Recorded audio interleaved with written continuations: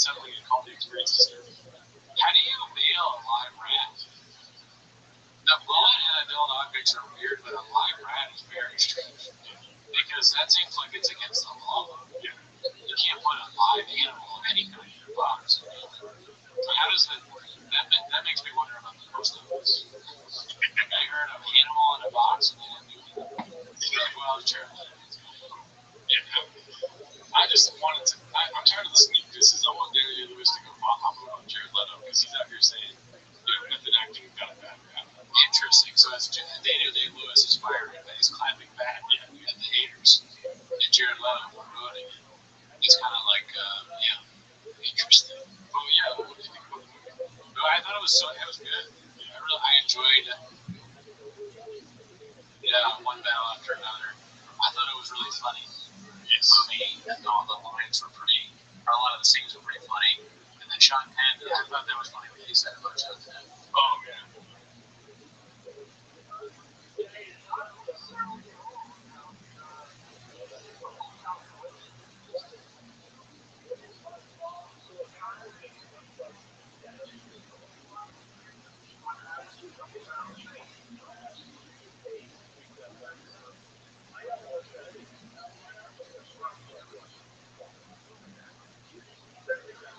Hey, what's up, fellas? It's Cowbell Patience time, bro. We ready to convey the most famous musical instrument in this motherfucking railway. Cowbell. It's a show, dude. I'm touring the world and shit.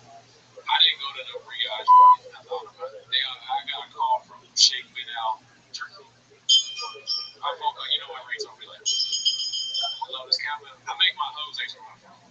My home transferred the call to me on Ring Central. I said, what's up, motherfucker? Where you at? He was like, Abu Dhabi, baby. I got Ring Central in my home.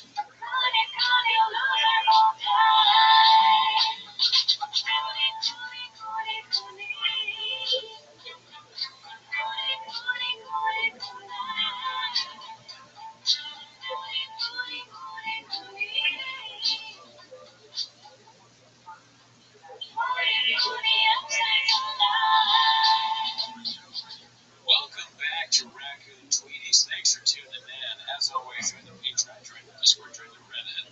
On the Patreon this week, we watched, which special did we watch? Oh, fucking Adam Conover. Oh, we watched Adam Conover. I think, Unmedicated. Yeah, a guy that I see around and, or I used to see around when I was doing shows. If you want to know what we think about it, join the Patreon.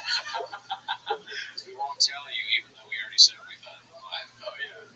The way you sounded right now, you said it very sad. He said, join the Patreon. He sucks ass. It's kind of like leaving. Yeah, no, he's terrible. And he should know that because every show he bombs. Yeah. It's not like he's George Carlton practicing for some epic special. Yeah. He's just stringing shit together about the airport and getting too high or whatever. Unless he's a follower of this podcast, which he's amazing. Yeah, he can get us some more dollars coming our way, then we might change our mind. Yeah, come on the podcast and promote your special. Dude, I'll change faster than fucking Stephen Hawking's hockey boots. Don't tell me that's what you thought of me speaking of this. That's like the only one I got. Oh, okay. Yeah, it's the only one I got out of the Jordan Jensen Jinko jeans. Got me working harder than Stevie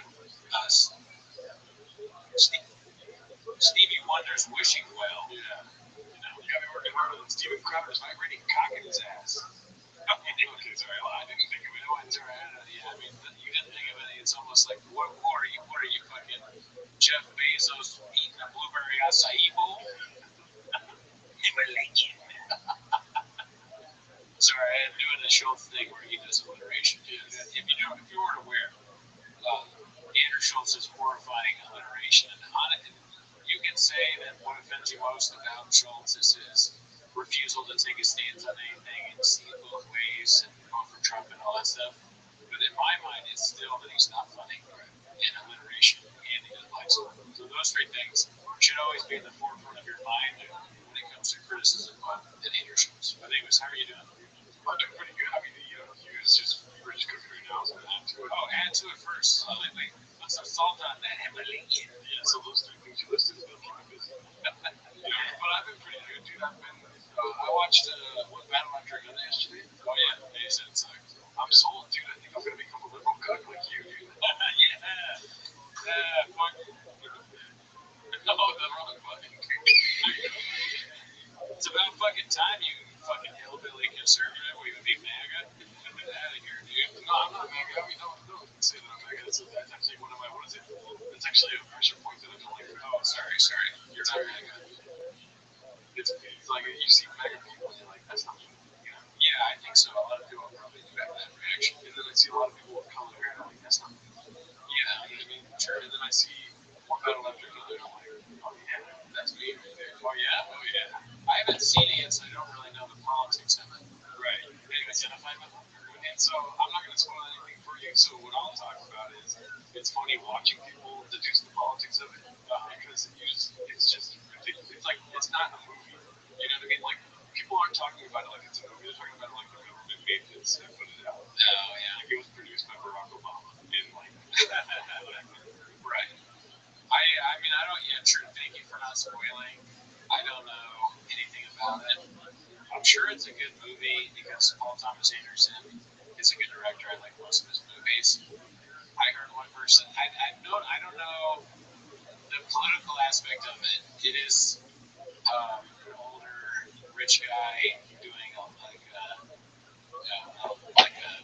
political movie or whatever. So I don't know if it's like his take on revolutionary stuff. We'll see. I haven't seen it yet. Yeah. I haven't seen. Well, I'm my hater and like as hard as starting though. And I know you don't mean to do this, but I don't like it for the like I don't. And when I watched it, I didn't see politics. Yeah, maybe that's what you're supposed to do. And it wasn't like didn't have to be conscious. It's a good movie. But what I did see was like the race stuff. I'm like, oh my god. And maybe that's political, you know, stuff, racist. But like there was a couple parts where I was like, like they call it like they say wetback a lot.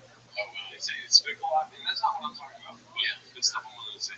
There's like this one girl called herself Jungle Pussy. That was hardcore. I was about to say that, and that's just you watching the T5K podcast. You weren't even talking about Paul Thomas Anderson films. But yeah, I mean, okay, so I think I'm going to give him the benefit of the doubt, and I think most of the time when you're making a movie, if you're good at it, you're just making a movie. You're just not a message movie, right? Because a lot of times message movies suck ass. Tony, you're talking, right? What do you know? No, I think so. No, I don't generalize. Okay, well, I think all message movies suck ass. Right. I think you should go into a movie and you should say, I want to make a good film where people who enjoy it Has a message. No, I don't think you should ever do it. You should have a message in your film because then it comes out trash. Right. But maybe he did, maybe he didn't. I haven't seen it, so I don't know. Dude, Don't Look Up is one of the best movies of all time. Get out of here. I don't believe that. That's a perfect example. That movie had a message. And was it good? Or was it Adam Conover? Oh yeah, That movie was Adam Conover in film form. yeah, for sure. Adam Conover had a message. Special. Yeah, he didn't even have one. I think he thinks he had a message. I don't know what it was. Like, the message was like, you spend too much time on YouTube, I guess. Oh no, it's all about dedicated. It's about drugs. I don't know, I'm saying, like, for me, watching, I spend too much time on YouTube. What am I doing with my life? Watching this guy string together bits that have nothing to do with each other. Yep. You know, this is that. Oh, and then, by the way, I forgot about my sweater. Ice cubes. And then I was on TikTok, and everybody was TikTok, which reminds me, Zoom calls. yeah, remember Zoom calls? Like, everybody hated that, right? Like, when that was shut. What year is this? I will say that he's not one of your best friends of all time. And I ended up looking like Oh, the monkey thing? Yeah. I mean, I don't know. I don't know if would it work for you? Yeah, it fits me more than you, but I think you can do it better than that. Well, what you said, you do the bit for the people. I went to an open mic and I said, by the way, I brought a wild monkey, and I'm not sure where he is, but he's in this room somewhere. Be careful how loud you laugh because he is aggressive. I mean, that's different. The beginning is what we said, but also there's a little bit of some on the end. But in the beginning, a wild monkey is funny. Mine was, when we were together, we were sort of just like, it started with saying that, like, it'd be funny if I told people that I brought a monkey with me. Like, hey guys, I don't freak out or anything, but I did bring a monkey with me tonight. But I think the wild monkey was with you. I was there with somebody though, so I can't feel like I brought a monkey with me. And it's cheap, like you have to be clear. You have to be very clear that a literal monkey. Someone, I don't know how you do it. Don't, obviously they can just send us sideways. But then the bit turned into me, the joke becoming that I avoided. If you got, if the monkey's a little uncomfortable, so I'm going to do some jokes just for the butt, just to prepare everybody. Like something like that, just in a mic. And I don't know if anyone will laugh. You didn't try that. I did. You did try it? Yeah, I tried that part, and nobody laughed. And see, that's what I'm saying. It's one of those things where nobody was laughing, so I only gave like 2 moves, and I was like, oh, no, you gotta, if nobody laughs, it's kind of funnier to try it again. Because, or it could be funny to try it again. Because sometimes, with, you try it, it's bad.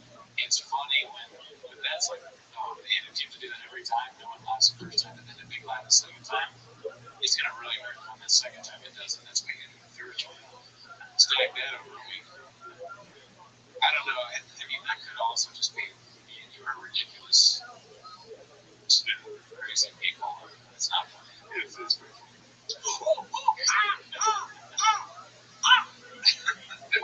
It's funny.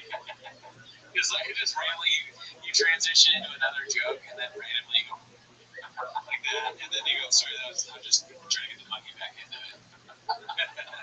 It's all about my friend. The best part is that it originated from having this like shooting special with a monkey in a cage. Yeah. Well, how did that come up? Because somebody in the end of Conover special was like, like laughing ridiculously. Somebody just has a caged monkey. They're Adam Conover has it. Yeah, I mean, and then you can keep doing bits about the monkey. I have that kind of absurdist style of sense of humor sometimes. Like, I always wanted to go on stage and say something along the lines of like, clap if you have COVID right now, or something like that. Just like a ridiculous that you can't do. So it's similar to the monkey thing. Yeah, I sometimes do that with like, here, let's go for COVID. Yeah. So I think that's fun. Like, all right, so on a scale of 1 to 10, if I had COVID right now, it's like just to fuck with people. Yeah. There is a monkey. I did ask a lady that came over. She was like, "Can I use your restroom?" I said, "Sure." And she went on her way. I was like, "Can you do me a favor? Can you rate it out of 10 stars when you get out?" Yeah. You want to guess her rating? I don't think it's very high. Maybe she's nice. Well, very nice. So I'm gonna say she's nice, and she said 8. Very nice of you. Thank you for that. Yeah. What she did was she came out and she said, "Did you recently?" I said, "No." She goes, "Oh yeah, it's very good." She didn't give it a rating. No. You didn't get a single. I don't want to sound judgmental, but it's very good. I was like, give me what you got. And she's like, no, let's not do this. And then for the next 3 hours, it was just her telling me all the details of the restroom. Why did you ask her to rate it? Did you not know that it was bad? It was a topic of conversation to begin with. Okay. She never came in the restroom before or paused. And so, like, this time she was like, I gotta go. Like, it was like the day of the news. She's like, yeah, that's so much fun. Because she sees it here and she's like, Jesus Christ, and this is clean. Yeah, dude, if she thinks this is bad, she should have seen what it used to look like. Right? If she would have been like, wow, I gotta get going. I think it's a best improvement. I told her the same thing. I said, imagine this. There used to be 2 big red chairs, and she said, stop. She didn't want to. Yeah, we talked about that. I mean, you lost your fucking move, man. You used to come in here creepy. We're like, well, we can't sit in the chairs. You fucked up. Why did you leave? Yeah, you could just, that could have been the rest of your life. If the girl comes over, I guess. I mean, I'm not trying to be creepy here. But we either sit in the movie chairs.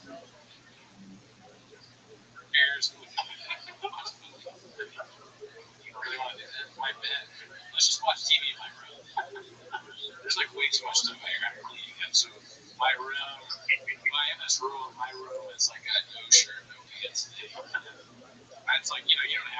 that's a Buddhist thing that I'm working on. If you would just respect my religion and come in my room. Come in my room. You can come in my room. I can come in my room.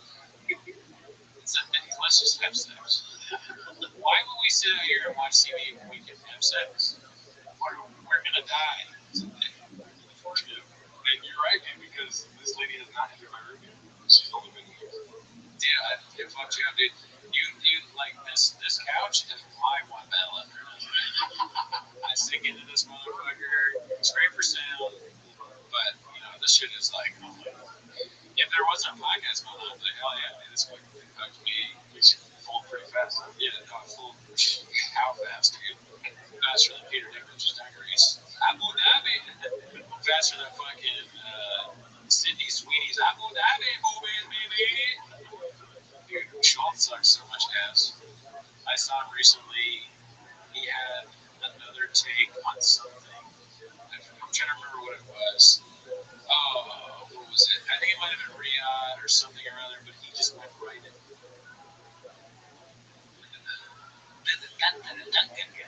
And the keyboard capital. Is it a video? Yeah. I should have sent you the bookmark. Oh my god. I mean, because there's like a dude, while you're looking up, there's like a dude on Twitter named Chief Nerd that just reposts trash over and over again. Schultz stuff. There's a few of these people that just post Schultz's horrifying takes over and over again. Is this the one? Yes, yeah, this is the one in the Bad Bunny. That's what it was about. We have to watch this. Bad Bunny Super Bowl. Yeah, of course. Hello, everybody. This week it was announced that global sensation Spotify's #1 artist, Kendall Jenner, There are some things, I watched the beginning of this, there are some things in this one that I flat out don't understand the connection between the joke and what he's saying. So I'll point them out as we watch. Rise Platano and Duolingo darling Bad Bunny will be It's just like it's too much. Prize Platano and Duolingo darling. And something bubbly Bad Bunny is Prize. So Platano is like delicious banana. Yeah, like the fried bananas. You ever have the style where it comes with green beans? That shit is fucking good. Dude, that is better than fucking Duolingo darling dungarees. The Himalayan, right? I want to go to like a restaurant, a Mexican restaurant, and say, I want a little salt. They go, oh, okay, good. For sure, senor. But have you ever had that green? The Latinos are green. Yes. That's the best way to do it. I don't know why they all don't do it like that. It's like, whoa, these are good. Where's the green? I gotta have green with this now. Now that I've had it, I don't really do it much of it. What is it called? Something. Francisco Crema made that. What's that? Strawberry and cream. I really like strawberries. Yeah, I would try it. Because I say I like strawberries, but I don't like a strawberry shortcake. I'll fuck my way over and get to a strawberry shortcake. All the Peruvian spots give you Plantanos with like nothing else on it. But the Mexican spots sometimes get the green. Wait, the alliteration is too much. Kendall Jenner's Prize Platano and Duolingo darling Bad Bunny will be headlining the Super Bowl halftime show, making him the first Puerto Rican patriot to perform at the Super Bowl. Puerto Rican patriot. Oh, that's not a gang-banging Boston booty boy. Man, for those Gang-banging Boston booty boy. This is old, like 1920 shit, I'm telling you. This mustache works with it too.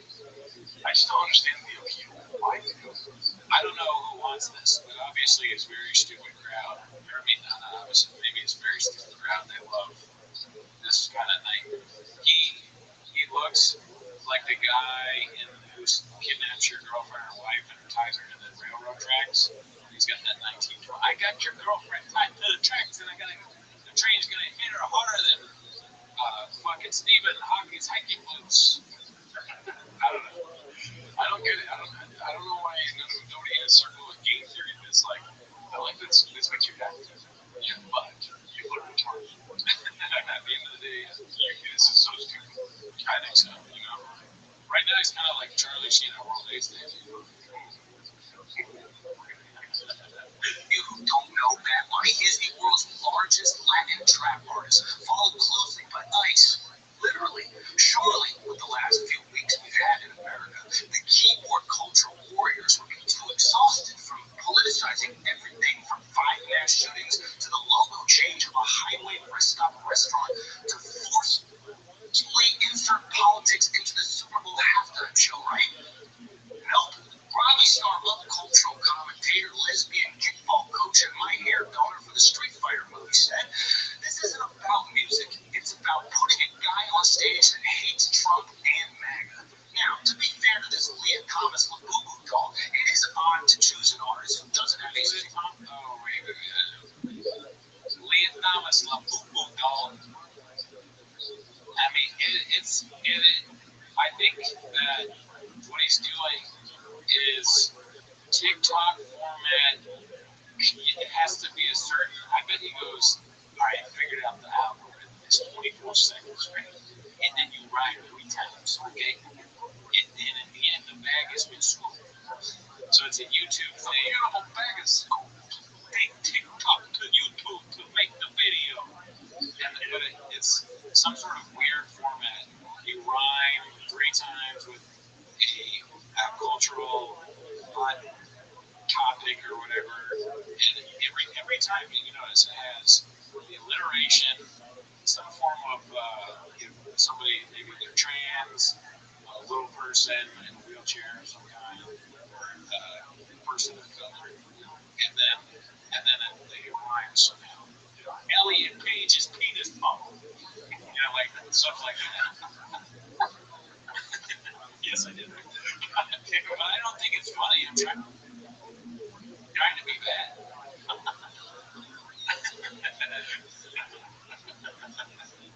song in English to trying to politicize it more than your pages. It was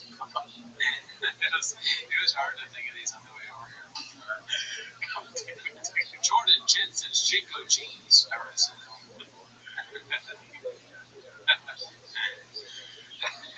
Jordan's jumping jockstrap. For the biggest game in America, a country whose language outside of Dearborn, Michigan is English. I'm kidding, Dearborn. I'll see you guys next week. Let's re-up.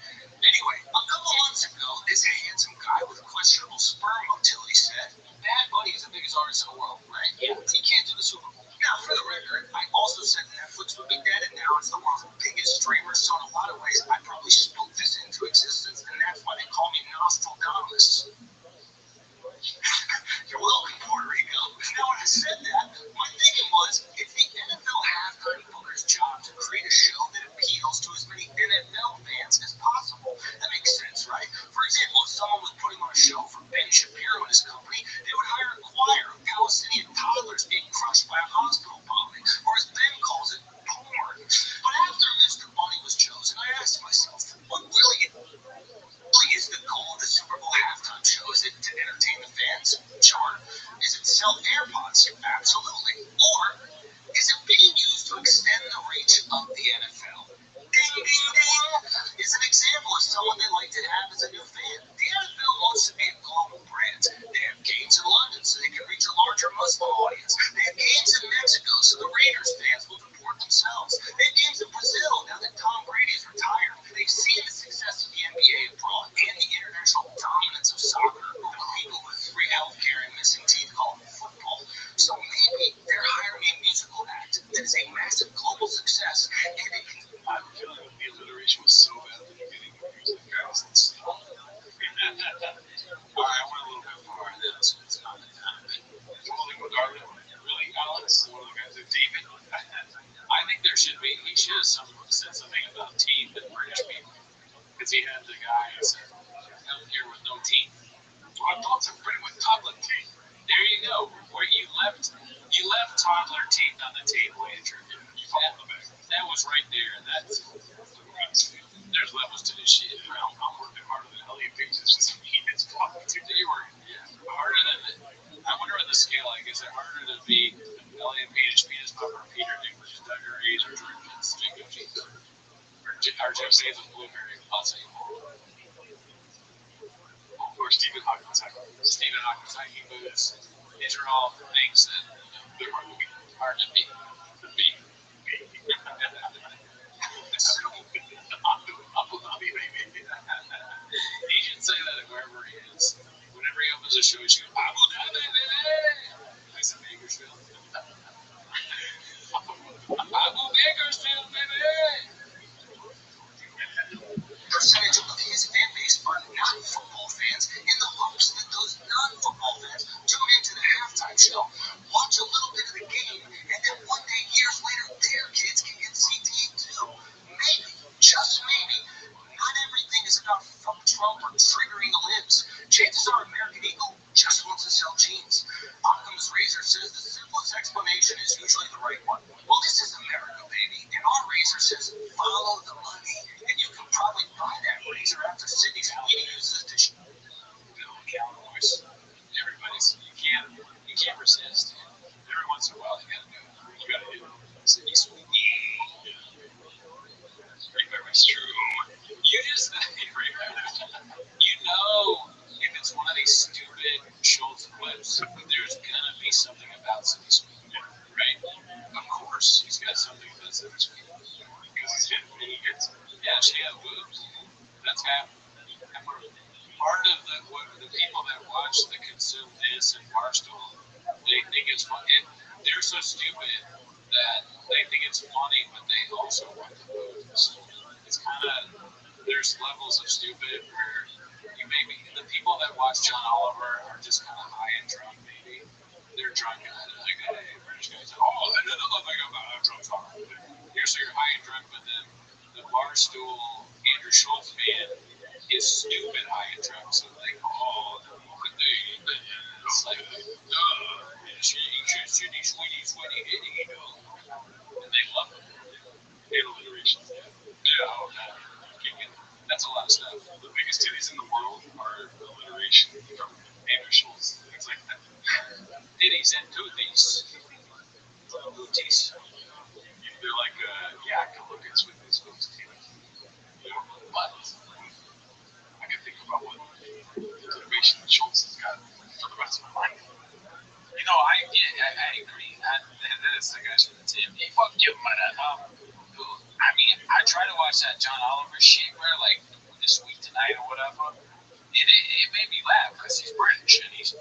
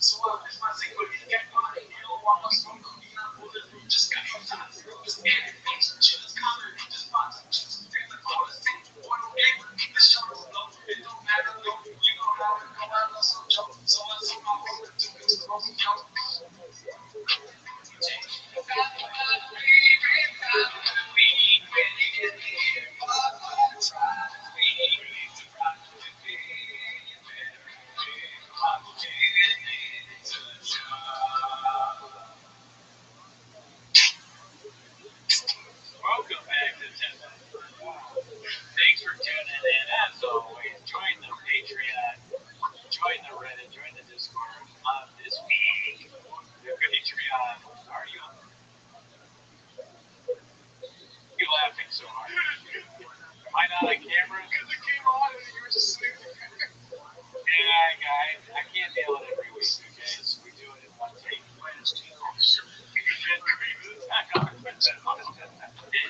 I usually get it right, okay? This is the first time this ever happened. I've never done anything wrong before. Did y'all know that, dude? Well, first of all, shout out to Paul and C. We'll get to the timer in a little bit. Thank you, Paul. Appreciate it. Where's T-Mos? It's happening right now, baby. If you give money, I won't bring you. Bring up T-Mos while we're doing T-Mos. Bring up T-Mos while we're doing T-Mos. And there's no money. I will bring you. But anyway, speaking of money, on the Patreon, Like that song that we just showed, it was from the Patreon. The Patreon saw that April 16th. hell yeah. Oh, I forgot. Yeah. So if you're on April, yeah, obviously you must have it in April. So, kind of fucked up, but you got it eventually. Yes. We'll never do that again. What up? Hope you're doing well. Hope you guys enjoyed the song. You can see more stuff like that. And last week, or this week, we watched Ralph Barbosa's movie. Yes. Planet Barbosa. I thought it was really good. I enjoyed it. What did you like? Planet Barbosa. Oh, Planet. Why do they call it Barbosa? Listen to the great inspiring also. Here's an idea. But anyway. Transtupidity is a question that maybe you can answer with a blog. Yeah. Where's that? You guys get Mark back on? Oh, yeah, dude. Oh, my God. You remind me every week. We got to start plugging this every time we talk. September 20th, we're doing a live 24-hour stream. Flames. Shout out to Flames.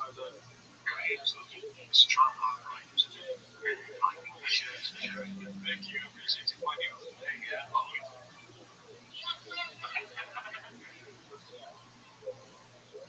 That's funny.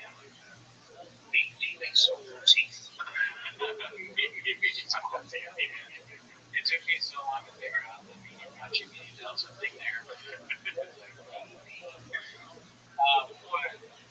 back to, that's not why they're here. They're here. September 20th. Yeah, it's 24-hour live stream. 24-hour live stream. Mark should be here. Alice are going to be here. Nene Fauci. Nene Delta. Check it out. Hopefully, Brandon Walsh, Sean McCord, the IDF 5 guys. We're looking at them.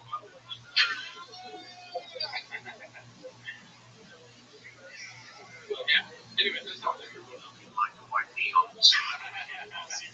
Listen, we paused for the super chats. That's not why they're here, dude. We gotta fucking get into it. The timer open. I gotta turn it on. Yeah, okay. They're here to watch 10 minutes of shop. So start the timer. Watch one more super chats. Start the timer, play the cheek. Alrighty, Mexican cookies, away we go here. By the way, only 18 likes. We're not going to get started with that, but What's going on, dude? yeah, that's unreasonable. Let's see here. We've got, let's go to top of this month. And we already saw that one last week. Yeah. Is that this one is hosted by Horizon 24. I'm missing so much, bros. Is there any other language? Just that picture. What is that? I think it's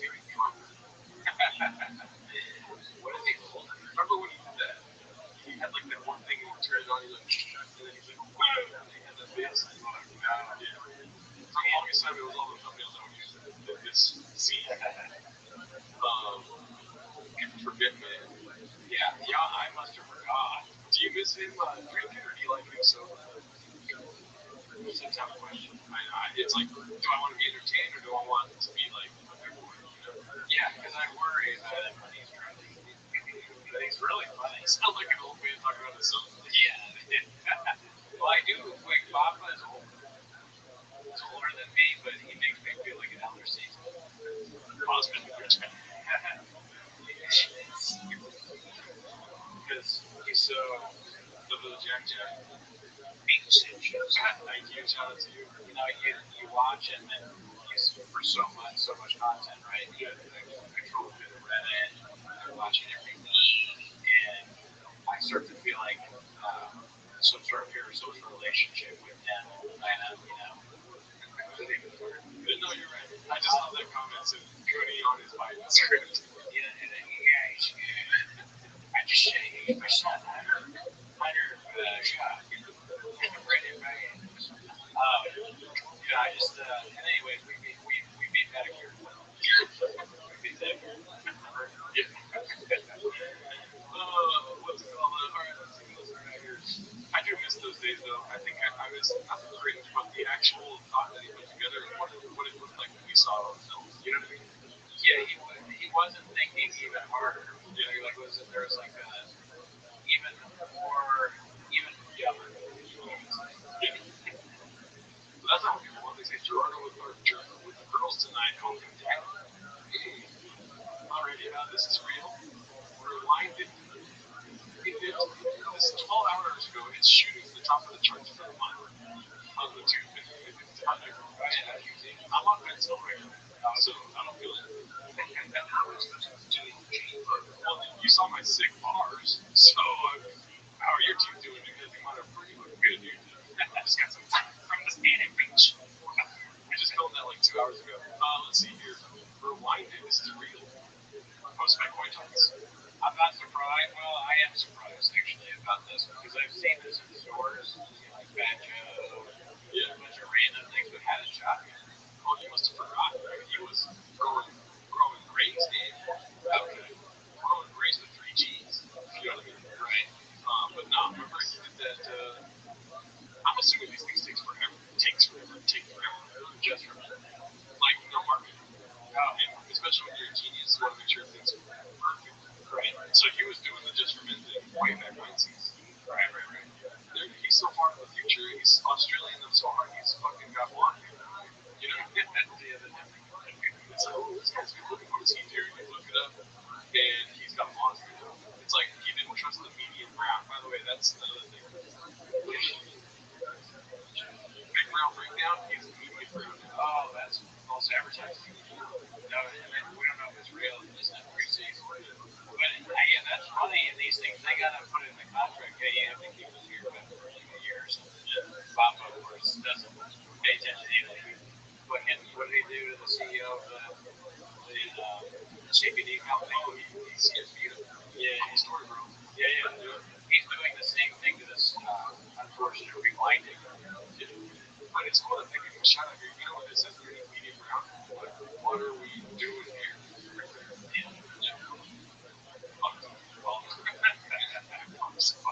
I think that it's funny that this picture, like, you think it's just a photo shoot. Shop. I wonder what Shop does in a photo.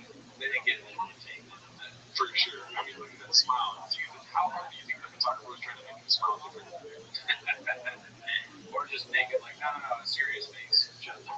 Jesus. I would go serious face.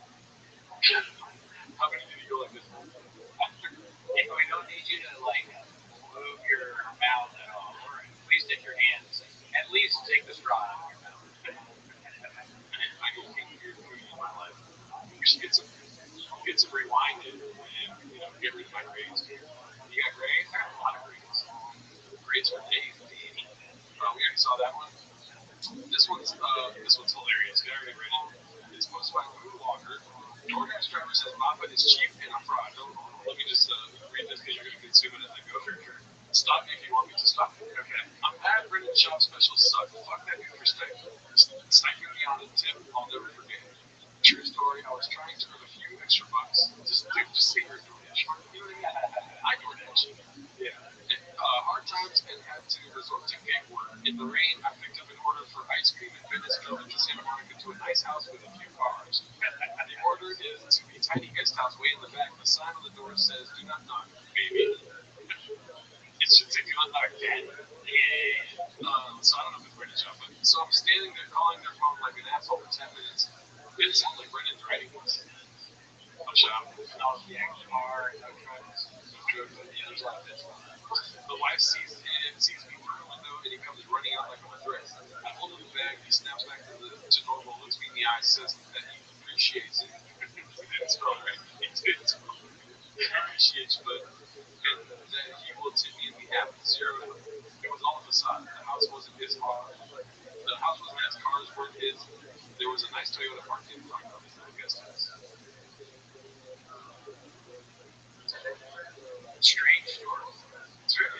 It is like, you know how like a movie, you're like, when does it get good? And the ending is like, well, holy shit, it all makes sense. I think that's what he was trying to go for, but it was Toyota. What are you inferring that he doesn't have trucks? Yeah, I don't understand that. No, this is a shock to me. I don't understand this at all. But like, he's living in a guest house? I get that it's bad that he doesn't tip. It wouldn't surprise me if he didn't tip. Yeah. But also, problem might tip. I think that actually, you know what, I'm going to take that back. I think Papa tip. Okay. I think it gets you on a bet in your life on that? Not my life. Okay. But a door guy told me that he gave me money once. Okay, so let's be weird. ABTR16 follows up with this here. I don't know if this is real or not, but I've seen it with my own eyes. He's 100% a cheap cunt. You want to think that? No, okay. Not yet. No, okay. I told this story before, but in some other stuff a long time ago. I used to work at a LA comedy club years ago. At first, I thought years ago he was the comedy club name. MMA wasn't as mainstream at the time, so I was kind of the MMA bro to my coworkers. One of the servers comes up to me and goes, "Hey, I think a fighter is here to see the show. Joe Rogan, his friend show." I'm like, "Get the fuck out." He says, "I don't know. He's huge," and they say he has a famous podcast. I was like, "It's 100% branded." Then he spelled his name wrong. They were at Fox News at the time with him and the beard, etc. I tell the server, who was a good friend of mine, put him in the owner's booth, make sure he's taking care of it, bring me the tab at the end of the night, I'll have him come. He agreed, and the night went on. Him and Mexican had a couple vodka crayons and some wings. Would have been maybe $40. I would bring through the bill at the end of the night. I comment and tell him to tell Brandon that he's at campaign on the staff got his bill tonight, no more, no less. So he's stoked and goes to tell him. End of the night rolls around, and my boy just comes back to me and goes, "Dude," he just said, "Oh, thanks, brother," and they left without leaving a tip. I mean, not $1. God damn it, I was so fucking embarrassed. I apologize profusely and tipped him 20 out of my own tips. I came home that night, put on my apron, and hit the fryers. I've been here ever since. I mean, I don't know. That's a great story, but I'm not sure if I believe that either. Brendan, if two people call you a crackhead, you might be smoking crack. Shut up, Cat Williams. Oh, It wouldn't shock me if he's like that, but and also some of the lines sound like something you say, like, "Thanks, bro." But do we know? Who do we know about that? If somebody works at a comedy club and they weed or bro? Here's the thing, though, like karma is. Oh, here we are. We only have 40 likes for these hawks. Thank you, James Freeman. Appreciate that, brother. yeah. How did we only have 40x for these hawks? Thank you. Here's the thing. It's just like it happens way too often. I think this is another one. I have first-hand knowledge of a girl I know at a cafe he used to frequent in LA. She was a barista, although she says he did tip average of $100 or $2 for a comedy, which is normal for comedy. The girl gripe with him was the way he carried himself. She said he'd pull up like he was a celeb when market handicap was available. Oh. He'd walk in there and always be on the phone talking to somebody with a very smoky irony and say hello. He said, "Give me the huge." Oh, usual. Now that I say it out loud, it makes sense. I thought he was saying, "Give me the huge," like a big phone. Right. And when he would wait in line, literally just yelled, "I didn't wait." That's hilarious. I'm going to start doing that at my comedy shop. Granted, she says he never complained about the time if they were busy. He just sit and wait as he talked. And when they call his name, he'd go up and pay. He'd not say bye or things. He'd drive off in the hallway with the truck blasting loud music and driving around in a little money. Well, that sounds a lot more believable, I gotta say. Okay. Well, it's got 56 uploads. The other one has hundreds, so they're all funny. I enjoy the stories. It's funny to live in the world where you talk about twirling the shop 10 years ago. And so I could totally picture Shop going in there with the phone and just blaring the conversation because there's two reasons. One, he's a loud idiot, and so he can't help that. And two is he wants the stories that are definitely true are the whole like, hey, I'm for the job, and oh, I'm just gonna call, and like he wants everybody to know. He's just like, is that your takeaway? Yes. Okay. Well, here's the thing. He does think what's right. You know, he's not only getting coffee, but why is he getting coffee? So because so many people work on it, kind of stuff. Yo. Yo, Rabbi. What up? My friend. Excellent. Good work. What's up, pimp? How you living? I'm good, bro. I like your shirt. Excellent. I appreciate it. It's merchandise from $100 million cryptocurrency. What's good in your neck of the woods? Nothing much, man. I just got my WorldCoin shirt on. It's funny you mentioned crypto. Oh, tight. Got my WorldCoin shirt on. Yeah. Wow. Founded by Sam Altman. Yeah, Cool. absolutely. How long have you been in crypto?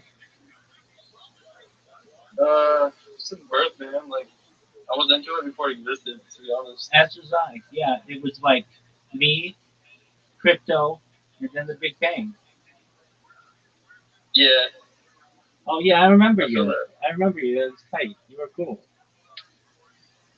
You were wearing. Me? Yeah, you were wearing that shirt. I was like, man, who's this other motherfucker here before the Big Bang? And you were just chilling. That was You and tight. I, bro. Yeah, dog. I know. All right, what else is good in your neck of the woods? We're kind of gods. I mean, I've always kind of considered myself to be pretty sick. All right, so Yeah, that's cool. what's good in your neck of the woods aside from wearing crypto gear? Let's see. I got some pants on. All right, well, enough about your fucking uniform. What do you got going on in your life? You sling a dick like it's going out of style? Holy shit, bro. I don't want to talk about that. I want to talk about your life. All right, I'm always good for that. You ready for it? Sarah, what's going on in your neighborhood, man? Sling a dick like it's going out of style. Jason, you mind if I tell him my spiel? Give him the spiel. Excellent. I'm Rabbi Rothschild. I stream my life 24 hours a day, 7 days a week, 365 days a year for world peace. I've been doing so since the pandemic. More than 3.5 years, we've seen the death of a queen, the birth of AI, the coronation of a king, and everything in between. If I may ask, Grant, have you ever seen the movie The Truman Show or the television show Big Brother? No, but I'm aware of both of them. All right, essentially, it's just someone whose entire life is on camera. If you didn't know, The Economist magazine stated in 2018 that data had overtaken petroleum as Earth's number one resource, more valuable than food, water, gold, air, petroleum, and I have more data archived on the internet than any person ever, which may make me an influential person someday. And when that happens, Grant, I'm going to make you, I'm going to make my man Jason, I'm going to make your friends, your family, all independently wealthy if you're not already. I'm going to make sure that you have generational wealth if you don't already. And I want you to be able to start charities and philanthropic organizations of your own. How does that sound? It sounds good, but Fuck yeah, it sounds good. All right, well, you're in for the ride. do all that? How you gonna do all that? Well, as I just said, data is Earth's number one resource, and I have more data archived on the internet than any person ever. So instead of wearing a cryptocurrency that's worth $1 million or $100 million, I could wear just like a NASCAR driver or an F1 driver, a Get Up that has all kinds of brands on it, and get $1 billion for each brand. Endorsements are a pretty easy way to make money in today's day and age, especially as an influencer. But I influence in many different ways, including always being live. No other influencer does that. I'll be the most famous person on earth. Additionally, I talk about things to improve the world, like ending world hunger through the use of technology such as agricultural drones, floating greenhouses, saltwater greenhouses, hydroponics, vertical farming, cloud seeding. I want to help end world thirst through the use of technology as well. Sponsored by a cryptocurrency that's worth about $100 million. One of the things that we do is we build wells in developing nations like Nigeria for the less fortunate. I want to continue with those types of projects. I'm an advocate for the lifestyle program, and most importantly, desalination technology, where we pump Earth seawater onto land to make it drinkable. How does that sound to you, Grant? I don't know, man. That was a lot to take in. Yeah, I'm You gotta allowed. think about that. I'm allowed to take in, big dog. I talk about futurism. I'm a futurist. I talk about things like anti-gravity, antimatter, faster than light travel, faster than light communication, artificial narrow intelligence, artificial general intelligence, artificial super intelligence. I talk about Santa Claus machines, replicators. I talk about uh, interstellar travel. I talk about things like space colonies, space elevators, space tourism, terraforming of other planets. I talk about things like nuclear fission, nuclear fusion.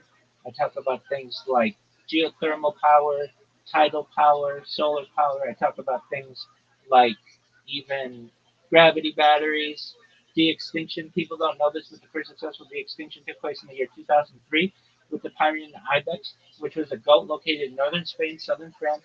Fast forward to the year 2021, a company out of Dallas, Texas is founded known as Colossal Bioscientific. They've made it their goal that within the next 3 years, or by the year 2028, to reintroduce the woolly mammoth into an Arctic Circle utilizing Asian elephant surrogates. I think this is a mind-blowing goal. Following the reintroduction of the woolly mammoth, they want to reintroduce the Tasmanian tiger, followed by the dodo bird. I think this is just a really exciting opportunity to be able to witness. Additionally, I talk about things that may benefit you, your friends, your family, when you were born, Grant, the average life expectancy for you or someone like you is probably about age 80. I want to increase your life expectancy to age 100, 120 through the use of technologies such as oxygen therapy, human growth hormone, stem cells, cryonics, cryogenics, things like nootropics, peptides, cold shock therapy, testosterone replacement therapy, red light therapy, perhaps inversion therapy to get you to be 120 years old. But then at 120 years old, you may say, Rabbi, back in 2025, everything that you said seemed like it was a fantasy, but it all came true. But my body's starting to break down. What's the next plan? And this is, again, with your consent. If you want, you should be able to have this choice. But if you want to take advantage of it, you might be able to utilize a type of technology known as mind uploading technology, where with your consent, we scan your brain into a computer like a CAT scan or an MRI, knowing where every atom is in your central nervous system, your peripheral nervous system, for later download as an android, an avatar, a cyborg, a cybernetic being, a clone of yourself, a robot, an ethereal being, whatever you want to be. But essentially, what I'm saying to you, Grant, is that you may have a future of digital immortality. What are your thoughts? It's pretty good, Rabbi. What'd you say, Big Dog? I said it sounded pretty good to me, Rabbi. Fuck yeah, it does. All right, so that's what I do. You can literally watch just about every moment of every day for the last 4 years, going back to the pandemic, on my streams. I'm live on 22 different YouTube streams simultaneously. If you look in the upper left corner of this Discord, you'll see a red circle that says 24/7 YouTube streams. If you put that link into Google or a browser, you'll see more live streams for a single individual simultaneously that you've ever seen. You can watch my life in 360 degrees, 24 hours a day, 7 days a week, 365 days a year. Additionally, I have over 100 other YouTube channels, over 200 Instagram accounts, over 500 Twitch accounts, over 1,000 TikTok accounts, over 2,000 Twitter accounts, over 5,000 Blue Sky accounts, and over 10,000 Kick accounts. I have more social media than anybody in global history. How's that sound? How do you make so many? Well, because how do I do it? Just manually? Just create the account? You didn't even program something up for that? For the Kick accounts I have, but everything else has been manual. Damn, dude. That's a lot. How do you know so much about so many different things, man? There's a lot of things to know. Absolutely. I'm a certified project management professional. I've launched apps on the App Store and Google Play that have allowed me some financial independence. And so that's given me the ability to become a master of many trades. What's your biggest app? I've signed non-disclosure agreements, so I can't reveal those. But they're very big. Oh, okay. Gotcha. Household names in... Bigger than Flappy Bird? Oh, yeah. Household names in some major cities in the United States. Okay. Damn, dude. Weird. What's your favorite author? That's a good question. Maybe, if we're talking like non-religious and things like that, Phil K. Dick. Yeah, non-religious. Philip K. Dick. He wrote Blade Runner and do Android's Dream.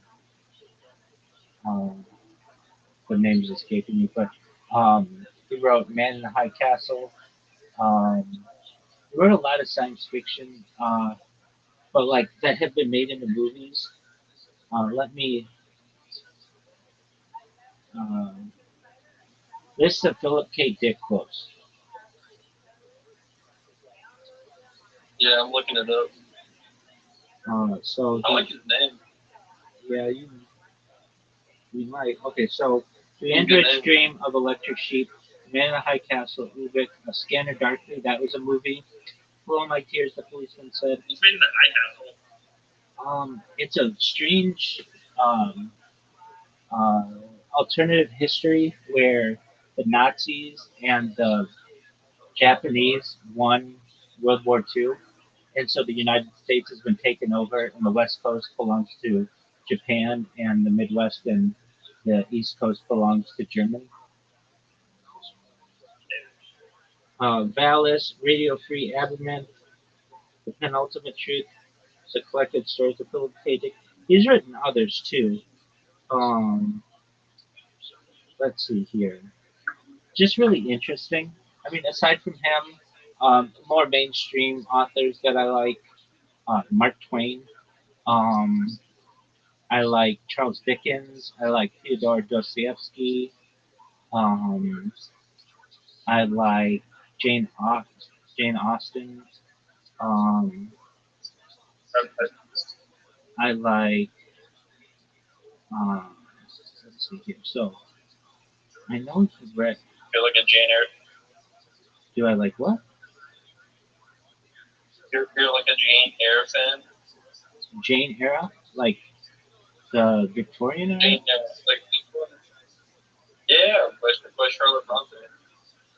I'm not familiar with it, perhaps. Can't really hear what you're saying. The Jane era. It's pretty bad. Jane Eyre. Okay, just for a moment, because I may have misspoken. Yeah. What is that book that I just said? Um, Blade, Blade Runner, written by Blade Runner. Oh yeah, Blade Runner is Ridley Scott. Hold on. It was written by Hampton Fletcher and David Peoples. Oh, but it's based on the book by Philip K. Dick, The Android's Dream of Electric Sheep. So yeah, like basically a lot of futuristic um, sci-fi novels, sci-fi movies have been based on his books, and I just think it's crazy that he did this in like the 1950s. Like he was onto something. There's another one. Um, so the Born Identity. I um, the book was written by Robert Ludlum,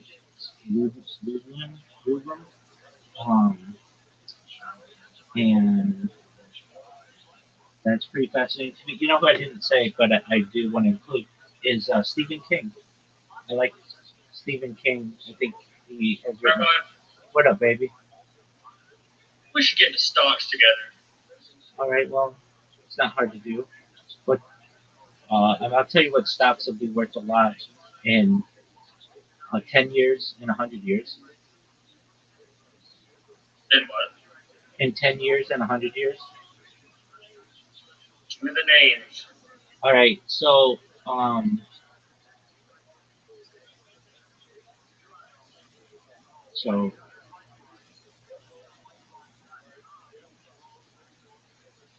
just one moment.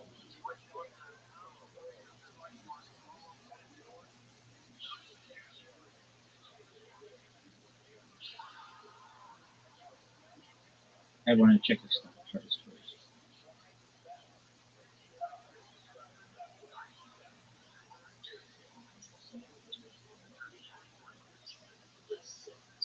Are you into stocks at all yourself? Yeah. Um,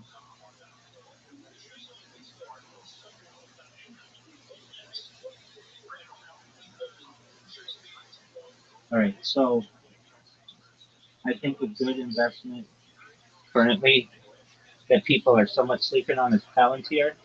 So that's the Peter Thiel company. If you're not familiar with that, is they're basically building all the data of the world on individuals. So What's it called again? The company?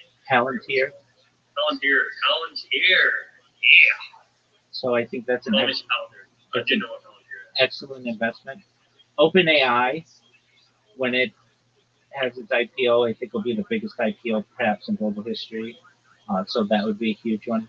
Uh, and then Tesla would certainly be an excellent investment. Those are great for the next 10 years. But if you're looking for the next 100 years, so if you know what Skynet is, like Terminator kind of idea, um, the Skynet's going to be built on some different systems, and I believe that it's going to be nuclear powered by Siemens, the German company. So I would invest in them. I would invest in What's it called? Siemens, Siemen's. I would invest. So it's going to be powered by Siemens. The actual hardware, I believe, is going to be Samsung. So I would invest in Samsung. Uh, the the operating system is going to be Microsoft. So Microsoft would be an excellent investment. The um, the data is going to be the cloud-based system is going to be Amazon. So Amazon would be an excellent investment, and um, the data will be managed by Salesforce. So those five companies, I think, would be excellent investments for the next 100 years. Are they going to double overnight? No, but they're excellent long-term investments. Another excellent long-term investment, well, again, it'd be OpenAI, but specifically because they're going to launch a web browser that's going to break Google's monopoly on browsers, and eventually they will take market share in the browser arena, especially in Europe. Basically, the European Union has said to Google, look, you guys have a monopoly on everything. You have the top two websites in the world, which are Google and YouTube. You have market share, dominant market share on the browser that everyone uses, Google Chrome, and you're the number one ad company in the world with Google AdSense. So uh, you can't have all of these monopolies. So you're going to have to get rid of something, and they're going to get rid of their browser. Not get rid of it, but it's going to lose its market share. And OpenAI, once they launch their browser, it'll be integrated with AI and it'll be very good. And OpenAI will eventually be the dominant browser. You think we'll get an AI operating system? What did you say, Big Dog? I said, do you think we'll get an AI operating system? Well, I mean, we already have that to some extent with Microsoft with Copilot and Google with Gemini. And Yeah, but like an operating system, like the operating system is like built like around AI. You know, like we're not using like these like legacy like Windows or Mac or Linux. That kind of like had assumptions, like outdated assumptions. Like yeah, it's an operating system built you're just for and around AI. yeah, it's like integral. I get what you're saying. You're seeing the primitive versions of it right now. So Windows, Microsoft will improve Copilot so that it's fully integrated in every aspect of it. They're doing that now. Google, the same with Gemini. Apple, with not just Siri, but more Apple Intelligence. So the entire operating system will eventually be quote unquote AI. It's just not really being utilized that well right now. It's learning, it's early, but give it time and AI will be seamlessly integrated into your operating system as well.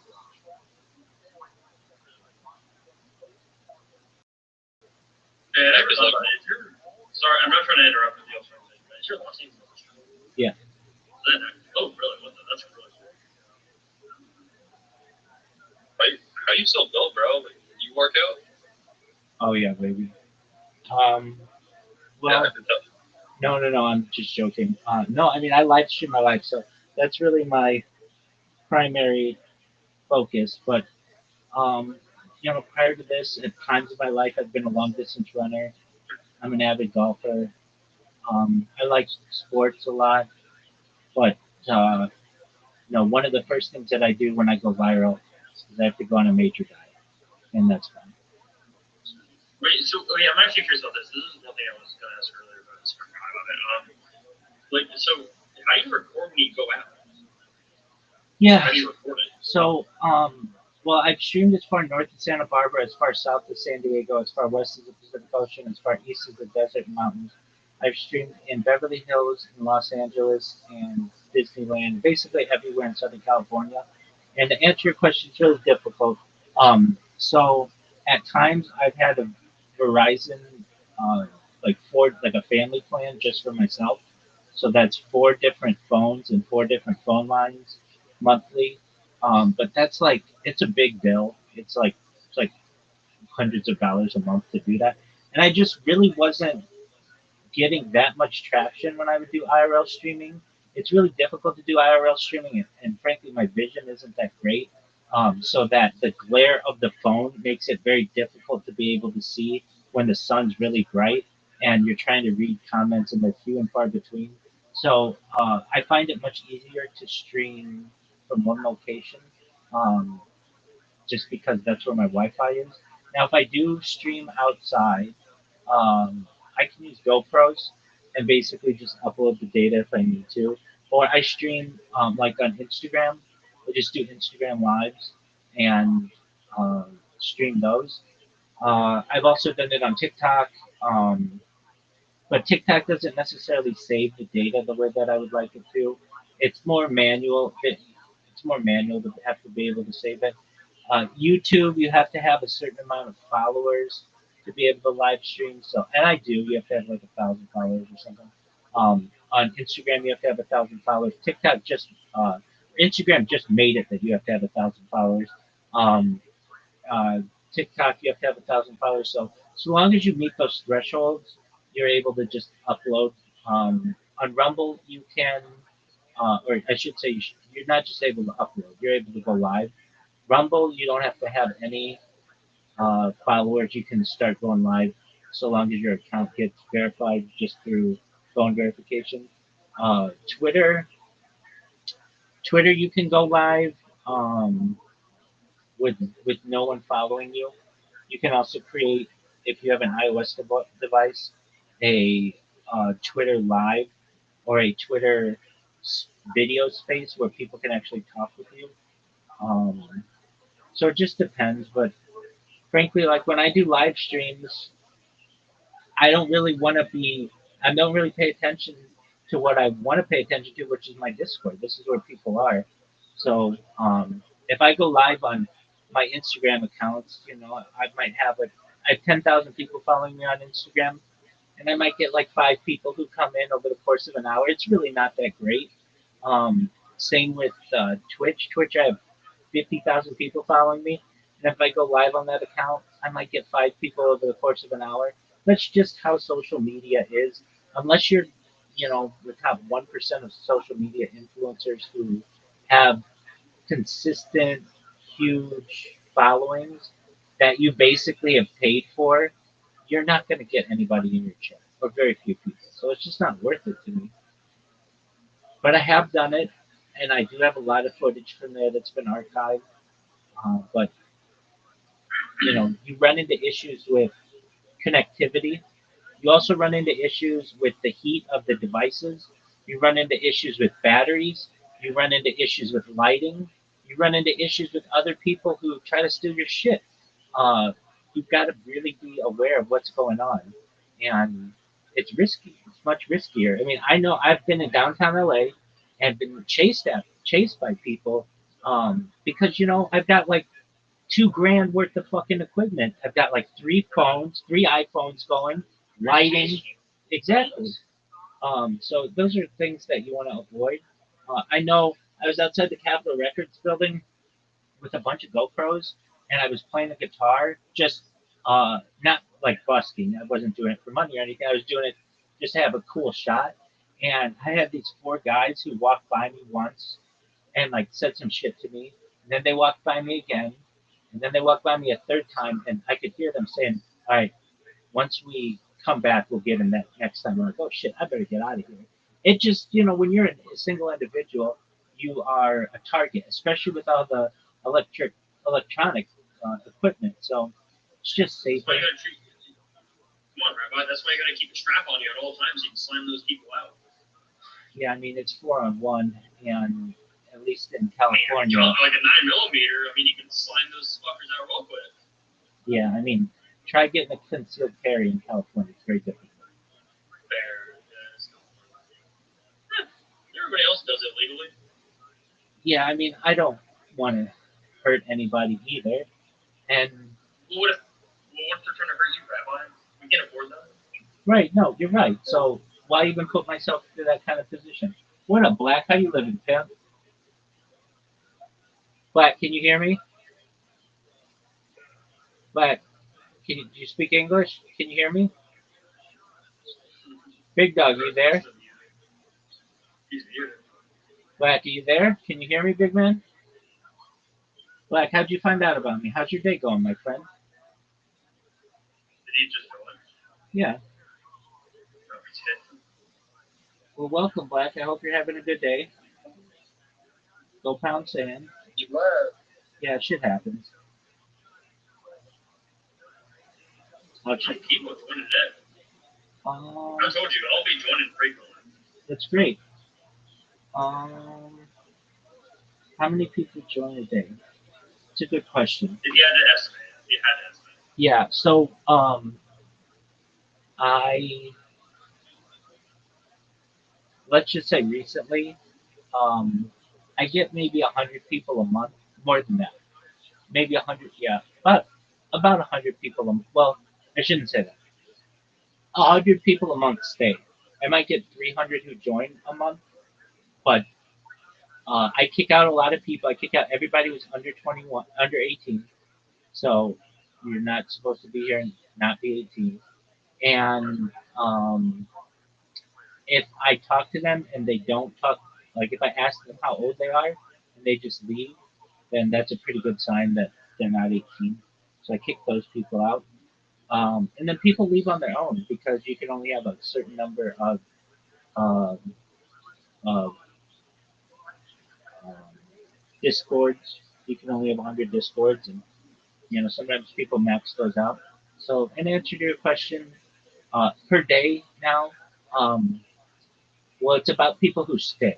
Because like if they come and go, I mean, if you want to know come and go, maybe in a day, I might get 20 who come and go in a day. That's a little high. Maybe 15 who come and go in a day, and like maybe 5 or 10 of them will stay, and that's great for me. I mean, I don't know. Do you guys have discords? Do we have this? Oh, you mean like servers? Yeah. Do you have servers? Oh, I don't know. Yeah. I mean, I do, but like. And no one joined. And no one joined, right? Like, yeah. I mean, no, I never went. Exactly. They're incredibly difficult to manage and to grow. They're so hard to grow. I would never think that they would be, but you're not allowed to self promote generally in other people's servers. So you can't really use that platform that well to promote yourself. And I mean, just imagine you meet somebody randomly on social media and you send them this link. Not everybody has Discord. In fact, most people on the internet have never heard of Discord. When's the last time you heard about Discord in the news or social media? Like, it's not like, oh, follow us, you know, NBC Nightly News, follow us on Twitter, Facebook, and Discord. And they never say Discord. It's a smaller social media, and it's not really that well. No, it's smaller. It's really not that well known. So, and not a lot of people use it. And then on top of that, Discord makes it very difficult to um, network. You can only have 1,000 friends on Discord. Now, most people be like, "Well, I, I don't need that many friends, you know." But there are some of us, and I'm included in this, who get like maybe dozens of friend requests a day, and so I'm limited in who I can accept as a friend and not. And then on top of that, you don't have the same ability to like see who's following whom and all the other things that happen on social media. They really keep it very privatized. And just having a Discord in itself is really it's so difficult. To ask someone from Twitter to come join my Discord and they don't know me is so hard. But they do it. So um, I'm really proud, you know, of the 2,200 people or so that we have in here. It's been an uphill climb. I mean, I haven't had the Discord the whole time I've been streaming. It's only about a year and a half old. So I wish I started it when I first started streaming, but you know, live and learn. That's it. How It's many people are in here? 2,200, Pretty good. something like that. Let me check the exact numbers. Two Yeah, I'm thousand. gonna check that. I'm not even lying. I'm gonna check that. That's okay. 2,196. So like today we've grown by like 6 people or so. Today have stayed, and that's great. Like that person who just came and left. That happens. Now there's also a strategy that I use that I only started doing it recently, and I haven't really. Um, it's not. I don't. You know, you try a lot of things to see what works. So there are some really big servers. I mean, really big, with like 6 million people in it. And there's like this game that was launched in May called Steal a Brain Rot, which is something like Roblox or something. And one of the things that you can do is trade something in this game. I don't know. I don't play it. I don't know anything about it. But I do know it's a very big server. So if I put one of my accounts in that server, I'll get in a given day like 50 people who message me for whatever reason. But a lot of times it's in Portuguese, and I don't know Portuguese out, barely any Portuguese. So I will just send them invites that say, if you're an adult, please join this server. And from that, when that gets going, I'll get like 25 people a day. So it depends on how I market myself. But then a lot of the people who come in here, they aren't, they're not just not 18. They're not even 13. You get some people in here. It's like, where are your parents? You should not be having a computer. And so all those people get banned. But then you get some people who come in here and they're like, yeah, I'm 22, 25, whatever, and that's cool. Um, but you know, I wish there were a setting that you could just click it and then just not have any interaction with anyone who's underage. And it's not that I don't like kids. I do. I think that they're our future. But a lot of times people come in here and ask me about love advice, or they want to talk about history, or they want to talk about dating, or whatever. And like maybe some of these conversations aren't for children. And I get people who come in here and just use language that is not for children's ears generally. So What? yeah. I'm curious. What love advice do you have to offer, Rabbi? Oh, tons. I get people in here every day. Give me the spiel. Give me the spiel. Well, okay. I mean, what do you want? You want a long term relationship, or you just want a fuck buddy? Well, fuck buddies never good. It won't give me kids, and if it does, it'll give me no stable child, bastard child. So long term. Long term. Okay, excellent. I've utilized this strategy before. I started streaming, and you know, I was had a normal job, working in tech. I used this strategy to actually be able to date sociologists from Tinder. Not girls on Tinder, actually women who work for Match.com who are sociologists. So I know that this works, and it works better than like it's like it makes you the most wanted person on all of Tinder. Now, at that time, I basically was able to use some like jailbroken phones or um, what do I want to call it? Rooted phones, Android phones, to be able to hack Twitter or hack Tinder. Pardon me. So they've fixed some of these patches, but basically, if you want to just do it the old-fashioned way, you download the apps. You download Tinder, Bumble, Plenty of Fish, Match.com if you want, or Twitter, but the free ones are Twitter, Bumble, um, Plenty of Fish, OkCupid, and there's another one that's escaping me, but those are fine. Those four are fine. Hold on, I'll think of it. Let me say them again. Uh, hit, no, absolutely not. Hinge. So there's Hinge, Bumble, Tinder, um, Plenty of Fish, and OkCupid. And you put on there what you want. You want just uh, a fling, or you say, I'm looking for a serious relationship that may result in marriage. I want to have children. I am a professional. I enjoy water skiing and surfing and playing golf and running and cooking. And you take 5 really good pics of yourself, and not just random selfies. They should be you. They should be recent. They should be very clear quality. If you need a friend or a professional photographer to take these, you should invest in it. But you can do it yourself with just the timer on your phone. You want to make sure the lighting's really good. You want to take a picture of you outside, at least one, doing an active activity. So like surfing's great, or golf is great, running great. But they want to see that you're active doing something. They want to see you in your home. They want to see what it's like where they may live someday. So a picture there is fine. They want to see you perhaps doing another hobby or with friends. They want to see that you have a social life. They want to see you. This is a good one is with an animal. Even if you don't have an animal, a dog, cat, or whatever, um, go ask somebody, hey, can I take a picture with your dog? They want to see that you're an animal person. It shows that you're big-hearted. And then finally, just one of you relaxing, basically. Like if you have those 5 photos, it doesn't have to be that, but those are really good pictures to have. A great headshot is great in there as well. Uh, but if you have those pictures and they're not overwhelming, it's not all you with your friends or it's not all you doing one activity. I mean, that shows that you're a really well-rounded person.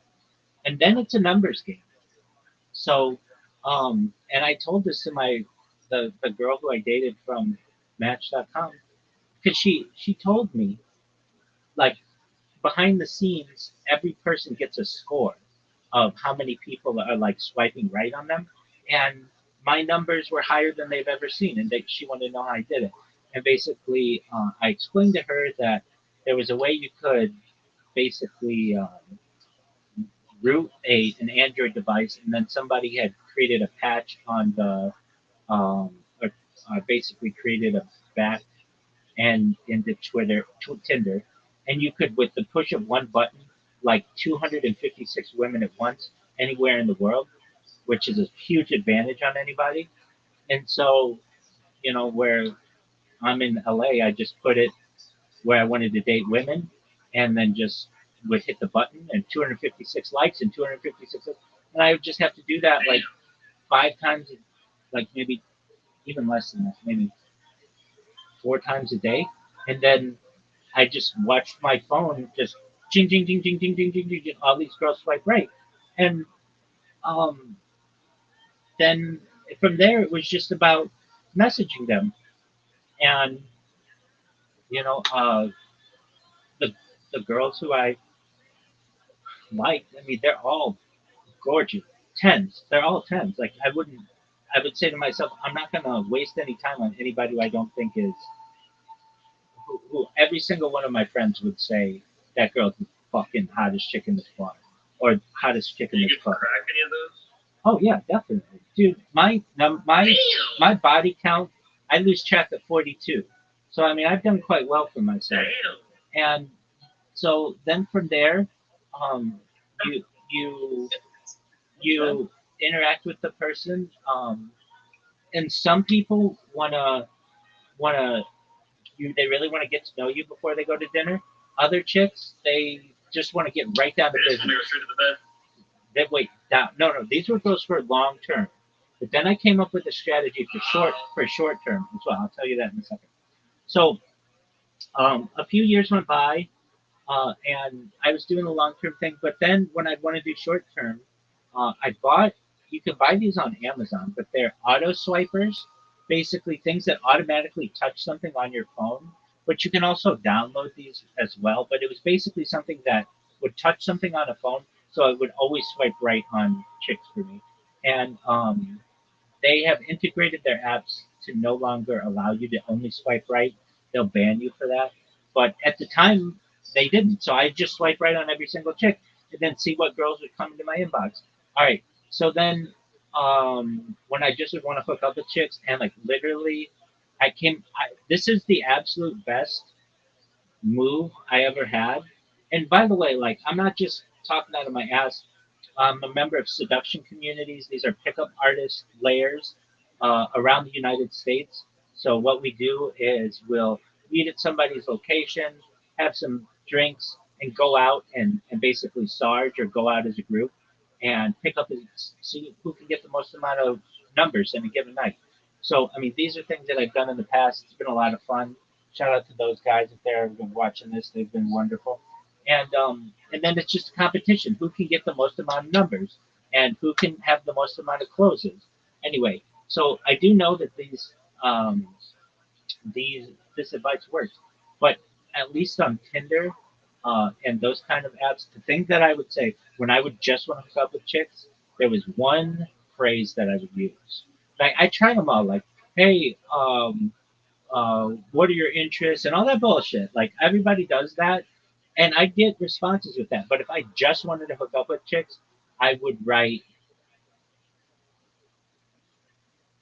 drop your digits to get jackhammered. And man, I got numbers like crazy that way.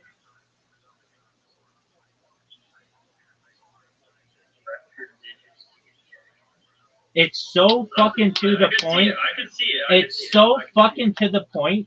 It's it's like, who the fuck says jackhammer? Like, you mean you're just gonna pound me out? Fuck yeah, that's what you want. That's why you're on this fucking app. And I would get numbers like crazy. So anyway, To be fair, I mean, is it easy in LA like to just fucking go at it? absolutely. Yeah, people don't beat around the bush. There are people who want long-term relationships, and that's cool. And there are other apps that I use for that, but they're really Jewish apps. So I mean, they're different kind of apps. But we have Jay's wife, and well, they're for Jewish people. Oh, like literally for okay, got Yeah, just like I think like there's like farmers only and Christian mingle. Those are for other people. We have J Swipe and J Date and Salyut Sinai. Those are the big three. So okay. those are different. Wait, but what if I'm not a Jew? Like, what if I want to date a Jew? Can I use it? Yeah, generally no. I mean, you have to put your stuff in there, and usually Jews just want to date Jews who are on those uh, apps. Or you convert me, Rabbi? I can't convert you. No single rabbi can. You have to sit before what's called a Beit Din or a house of judgment. But I could guide you to your local Orthodox rabbi who could put you in touch with the local Beit Din. That's about all I can do. That's about all any rabbi could do. Even the chief rabbi of Israel can't necessarily make someone a Jew. They have to sit before the Beit Din. So it's a panel of three rabbis. It's a panel of three rabbis or Shabbat, um, Shomer Shabbat Jews who you work with basically over the course of a year or two. You would um, change your lifestyle. You'd have to live within the community. You'd have to become basically Shomer Shabbat. So you'd attend service every Saturday and other times and holidays and such. You might have to change your work schedule to leave early on Friday. You'd have to keep kosher, so that's a whole element to it, and you have to keep family purity. So, I mean, if you're willing to do those kinds of things, uh, there's no guarantee though. So you So just you can only mix with Jews? uh, that That's the Orthodox Like way. if I became theory. Okay. Yeah, like you're Orthodox, right, Rabbi? Correct. Okay. Hey, wait, I just thought about that. 40 something, 42 Jews? I've lost track. Gee! No, I'm serious. Like sometimes before I go to bed, I sit and think about all the chicks, and I lose track of 42. I fall asleep before them. So like I think about, and that doesn't count, and that doesn't count chicks who have just blown me. I'm talking like that number is I would say gigantic because um, there was a period in my life where I would only I wouldn't have sex with chicks. I would just get blown by them, and that number that I lose. Well, because I Want to go the way, man. well because I was younger, and so like that wasn't something that like I didn't want to have sex with chicks. It was too young, but I get blown by a ton of chicks. So um, tons. I mean, I still think about it, and the number if I mean that doesn't get included, but yeah, like I said, I lose track of 42. But for someone like you, all you have to do, it's really fucking easy. You get on the apps, you take 5 good pictures, you write a good profile of yourself, and then you just play the game with the chick in the chat. And you've got to understand, a good-looking girl. What are you saying? Like, Well, okay. Nothing, when it gets to it's different from the pictures, the nice profile, all that. Like, sure, but it's like spontaneously answering some super flirty text. It's kind of one of the things where it's like, how to respond to that. Dog, it's a numbers game. So you have to understand, like, if you've ever seen a hot chick's phone, these girls would show me their phones of Tinder, and it's just like guy after guy after guy after guy after guy. Like, and I did the same with Tinder myself. I had girl after girl after girl. I even said I felt like I beat Tinder, like if it were a game. Like I had every single girl you could think of in Southern California in my inbox, and you just recognize it's a numbers game. So you just go and you find the hottest chicks who you've matched with, not just any chick. And then if you're looking for a relationship, you say, I mean, like it depends. If you're the one who's initiating, which is a good thing to do, you just you can ask, what are your interests, or are you interested in dinner, or are you interested in going to the beach, or are you interested in playing golf, or do you? I see you have a dog. What's its name? Like you just want to make some kind of like small talk with them to get them a little comfortable with you, and then they're in your inbox, and then you can start going at it and making plans. And I don't recommend like there are some dates that I don't recommend at first. So one of the worst dates you can go on. That's a good question. What are the best types of dates? Yeah. So getting drinks is a really solid one because that doesn't put too much emphasis. If you don't like each other, you can just have a drink and leave. You don't have to sit down at dinner and spend hundreds of dollars on this chick. Um, Getting coffee is fine if you want to do a date, just to go have coffee and meet each other. Those are 2 solid ones. Having dinner with a girl is fine though as well. Um, those are the kind of the traditional ones I would say. Drinks, dinner, and coffee. Um, the ones that you definitely want to avoid are movies. That's because you can't talk, you can't get to know each other during them. That's a perfect second date. So movies are really good second dates. Um, Other things that I enjoy, just going to a park, going to a walk, those are fine. Um, Anything that's public and not too intimidating. So, but the key is public. For a first date, you want to make sure it's public, and that's really for your safety, but also the girl's safety. She's not going to want to go to your house or something like that if she's not looking to just crap. She wants to make sure that it's a safe environment and that really it's a test. Are you socially acceptable not just to her, but does she like being around you? Does she like the way you two look together? She wants to see how you order. She wants to see if you take um, initiative. She wants to see how assertive you are. She wants to see if you're going to hold the door for her. She wants to see if you're going to pay. She wants to see what kind of watch you have and what kind of how you dress and what kind of shoes you wear. These are all things she's going to be judging you on, and the same thing you're going to be judging her on. What how her hair is, how her face is, what kind of makeup she wears, what kind of conversation she has. Those kind of things are just people things that people do. But you want to make sure that's done in a place where you can talk. That's why coffee, getting drinks is a fine place to do it. When I say getting drinks, not necessarily a dance club. That's really it can be okay, but it's really loud. You want to be able to get to know each other. Dance club is great for a third date, I would say. It doesn't have to be, but like that's when you're cracking. I mean, really, the old adage is this is pretty conservative nowadays to say, but because people just fuck on the first date. But really, first date is get to know each other. Second date is get comfortable with each other, and third date is when you're going to have sex with the person. And if it doesn't happen after the third date, doesn't mean it's not going to happen, but the odds decrease quickly thereafter because it's like, okay, how much time are you going to spend with this person? Unless you're with the person who is waiting for marriage, or which is totally fine, or they're very conservative, or they just got out of a relationship, or whatever. Well, what do you think about that then? Like waiting till marriage? Like I don't even know. Like what do you think about that? Like if a girl tells me on the first date, like yeah, I'm waiting till marriage, like what would you say? That's absolutely fine. That's great. Wonderful. That's ideal. If a girl is a virgin, then that's how people generally live for thousands of years.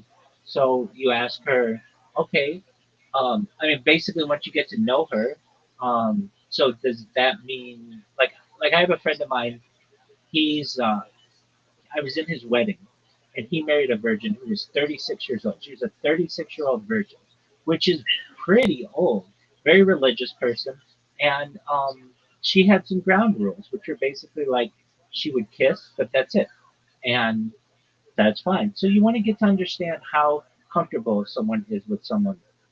I mean, I've been with girls who say they're waiting for marriage. Okay, but they'll blow you on the first night. So it's like, okay, I mean, whatever floats your boat. You want to see how comfortable they get. There are some girls who might. It's rare, but they may be against vaginal intercourse, but they're open to anal intercourse. Just depends what how a person how conservative they're going to be.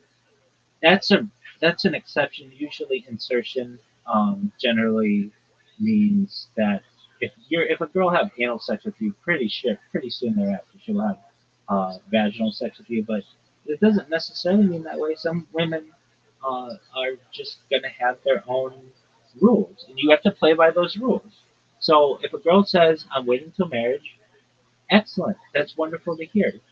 You wouldn't want to pry that in the first date or the second necessarily, but going into the third day, you can, see if she's. I mean, I would just ask her. All right, well, that's fine. Are you comfortable? Perhaps, um, like it depends on the culture. Like in some communities within Judaism, we don't touch before marriage. And if someone is living that life, I'm fine with that.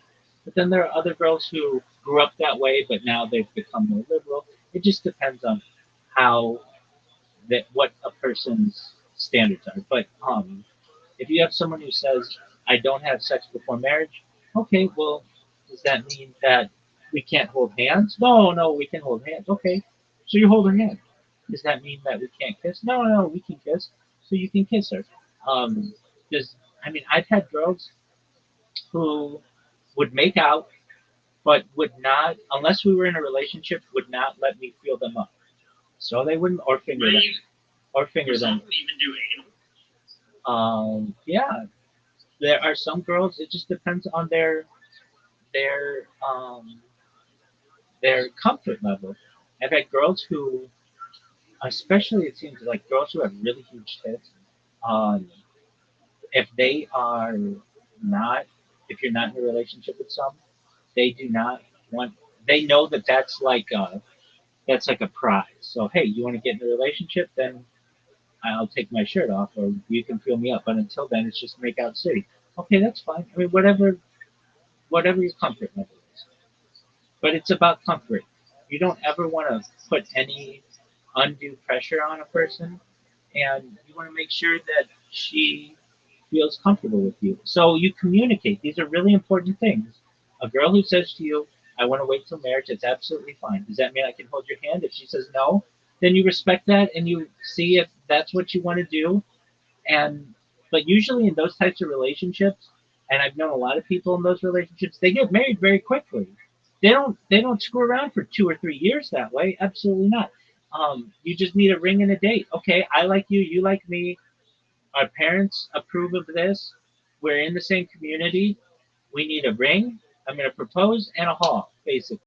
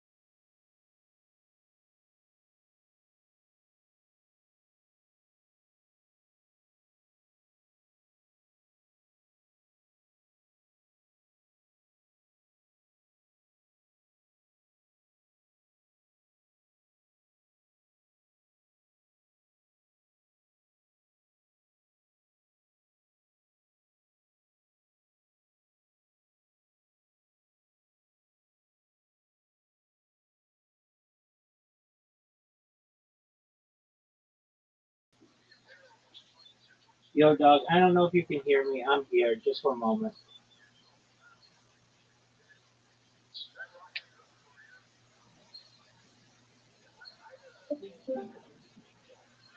Yes, sir. Apologies. I don't know what happened. Can you hear me? Yeah, we hear you. Apologies.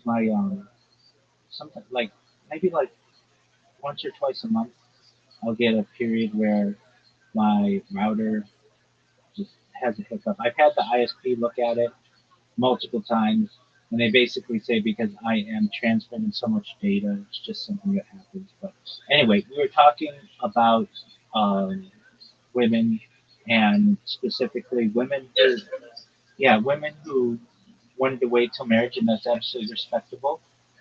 And for those women who have those opinions, you have to just go slowly. And but usually in that kind of situation, women are gonna want to have a traditional life where they meet a man and they have children, And if that happens, then be ready for it.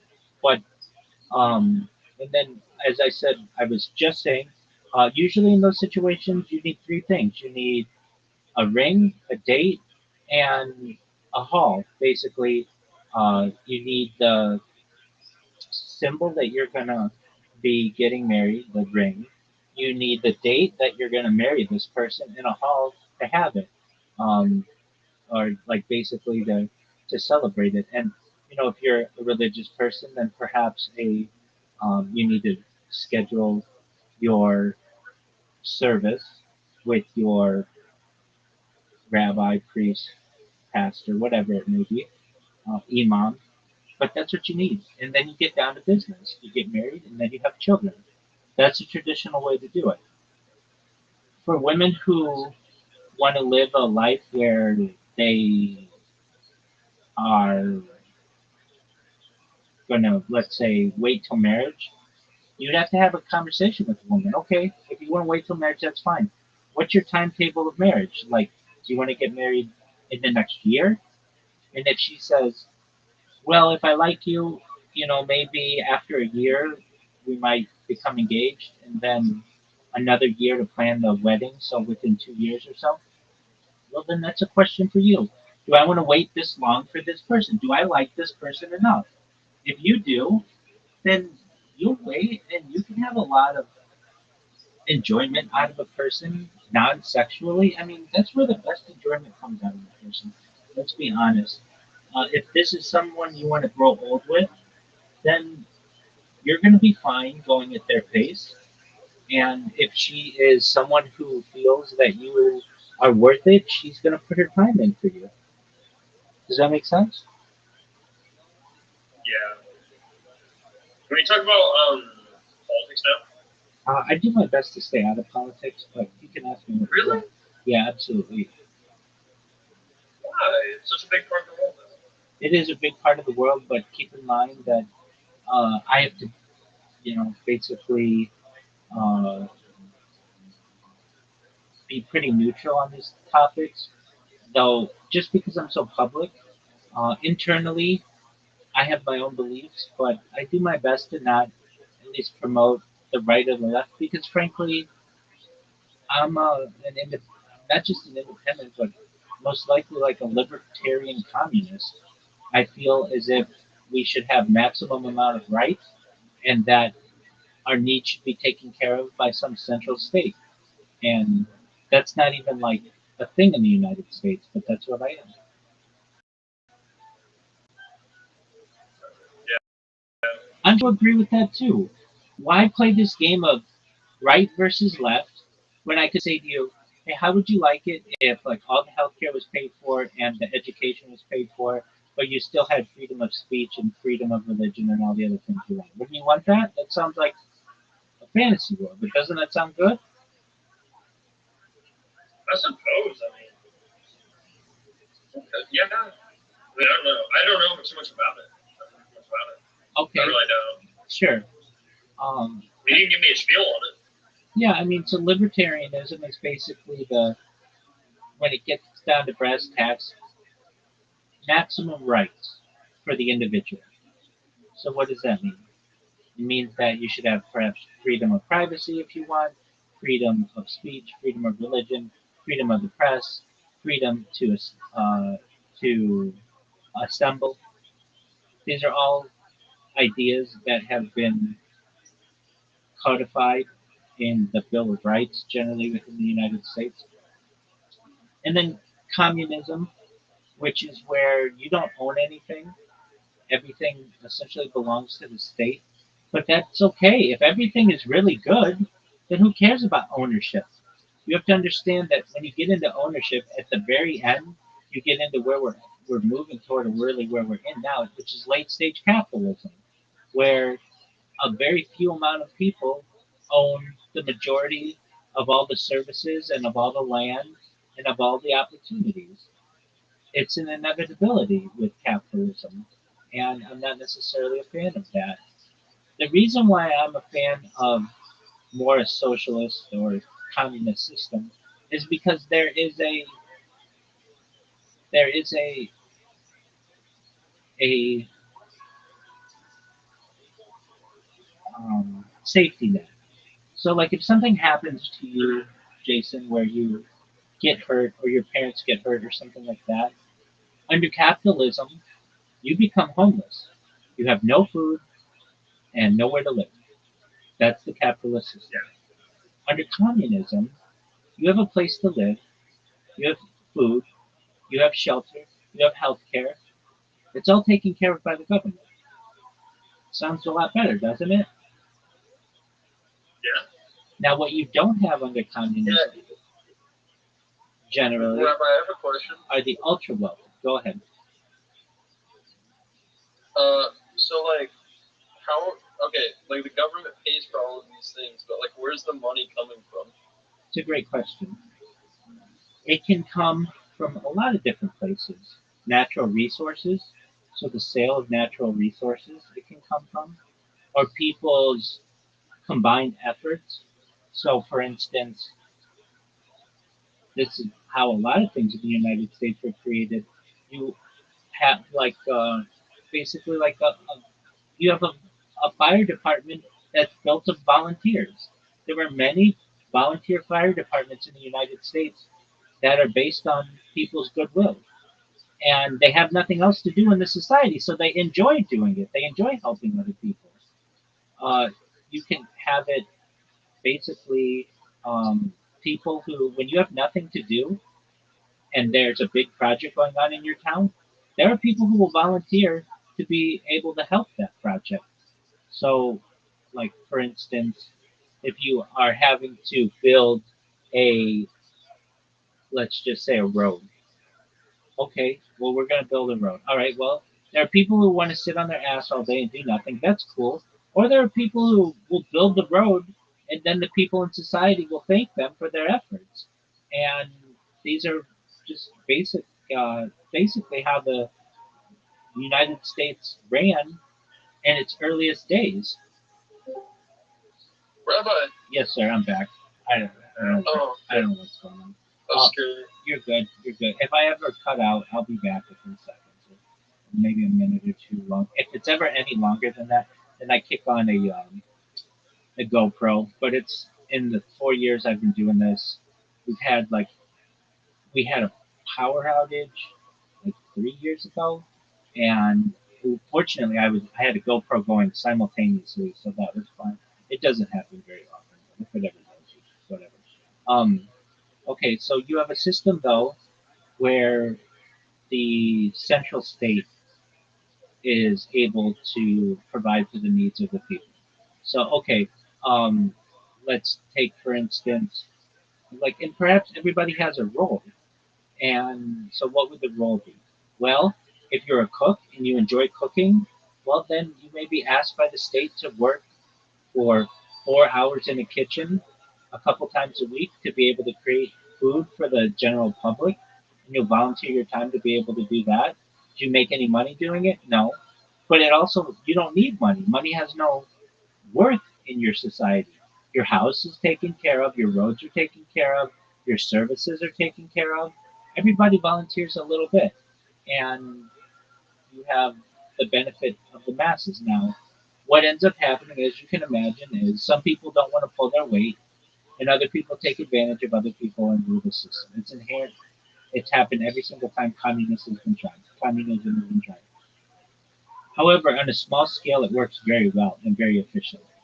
And what do I mean by that? If you have a group of like 100 people, and let's just put them in the middle of, I don't know, in the middle of California where like few people live, the Central Valley, let's say, and you have one person who's maybe let's say two people who are doctors and two people who are uh, police officers and maybe four people who are fire people and two nurses and five cooks and three teachers and you do this and then you have children and everything. You have everything that you need out of the society. You don't need central bankers.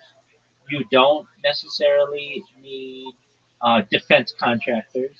There's a lot of things that you don't need. It works on a really great scale, on a small scale. Now, when you start to get into well, what about creation of planes, and what about creating of a dam and these kinds of things. Okay, I understand. So there are ways that the country, whatever country we're talking about, let's just say the United States, could pay for these things. Many times this could be done through tariffs. And you're hearing a lot in the news about tariffs today, but you should understand that they're not working the way that they should be working. Basically, with a tariff based system, ideally, you shouldn't have to pay any taxes. Anything that is exported, you can make money on, and anything that's imported has a tariff on it. And the tariff pays for the planes and the dams and the roads. So basically, people who want something that is of that is more desirable, let's say they want a foreign car, well, you can have a foreign car. That's fine, but there's a tariff on it. So now you're going to have to pay twice what a normal car would be.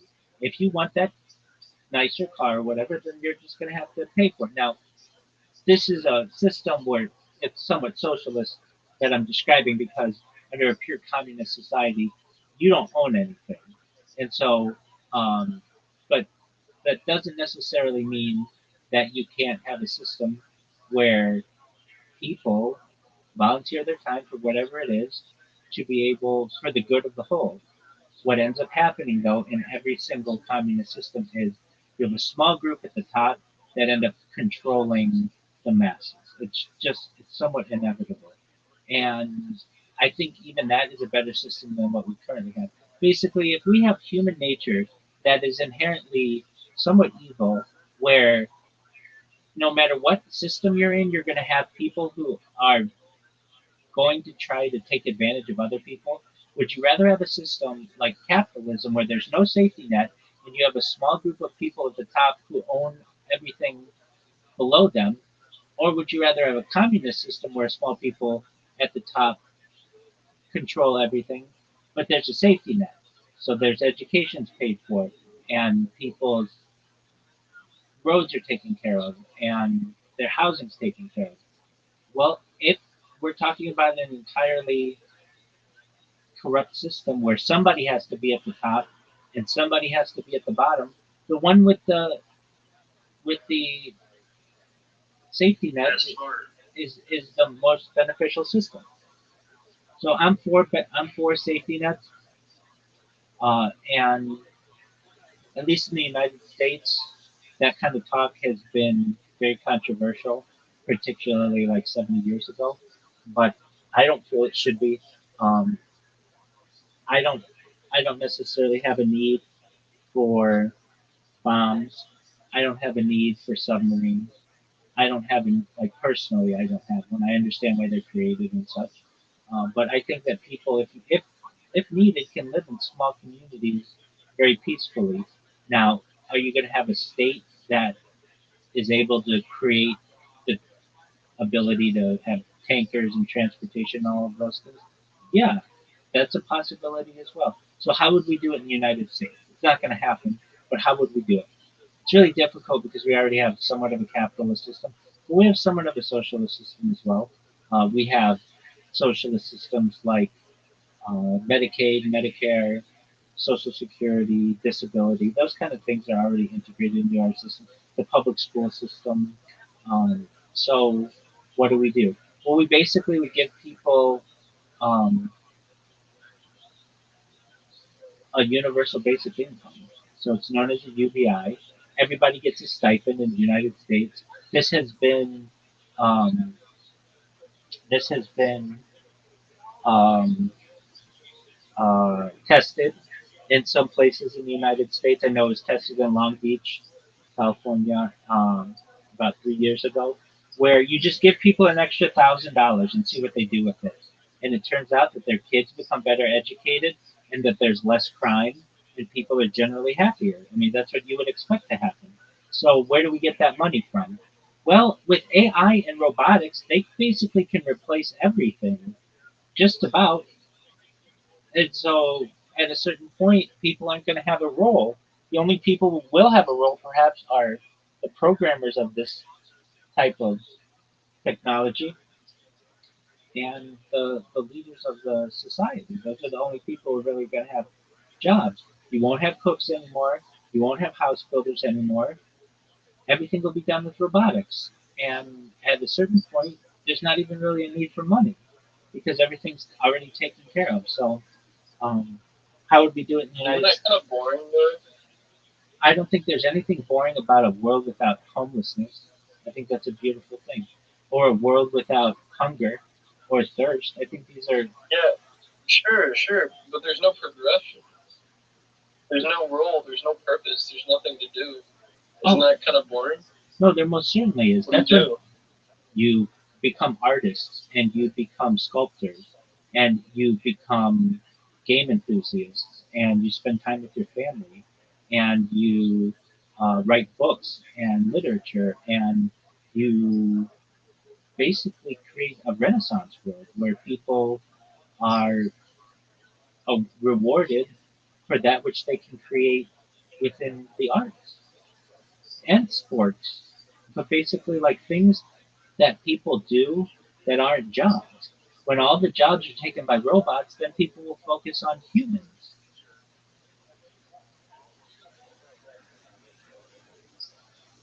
Yeah, but like, That will also make okay, like, do you that think that will like also I'm make sure like a subset of people will do those things that you're describing, but don't you think that most people probably wouldn't? They would just kind of because like if you look at today, for example, like people just kind of like they'll sit on TikTok and like run away, for example. Like that's like the average person.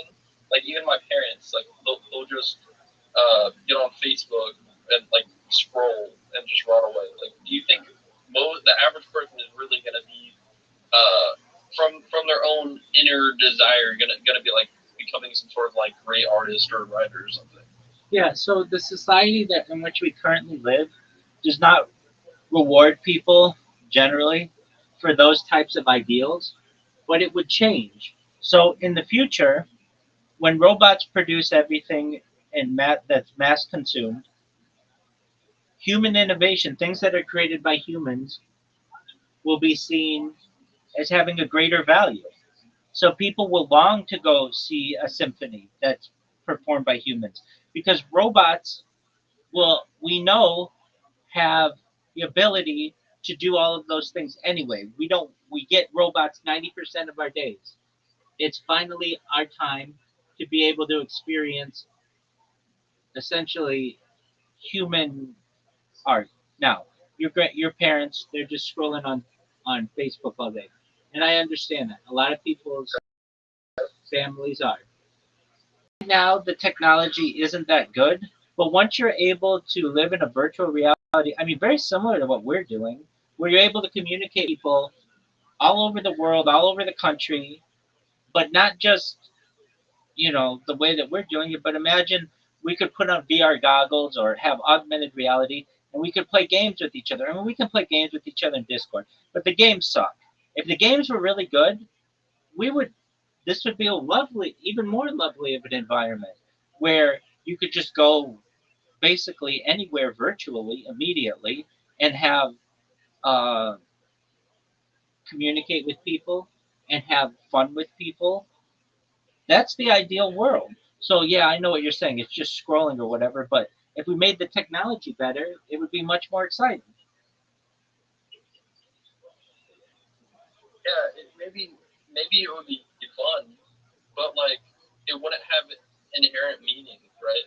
Like playing video games is fun, but it's not the same as like, oh, I need to go to work to provide for my family and like be able to, like make sure my kids have a good life. Like that, doing that every day would give you a lot more of like a sense of fulfillment than okay, everything's taken care of. Now you just play for your whole life and then die.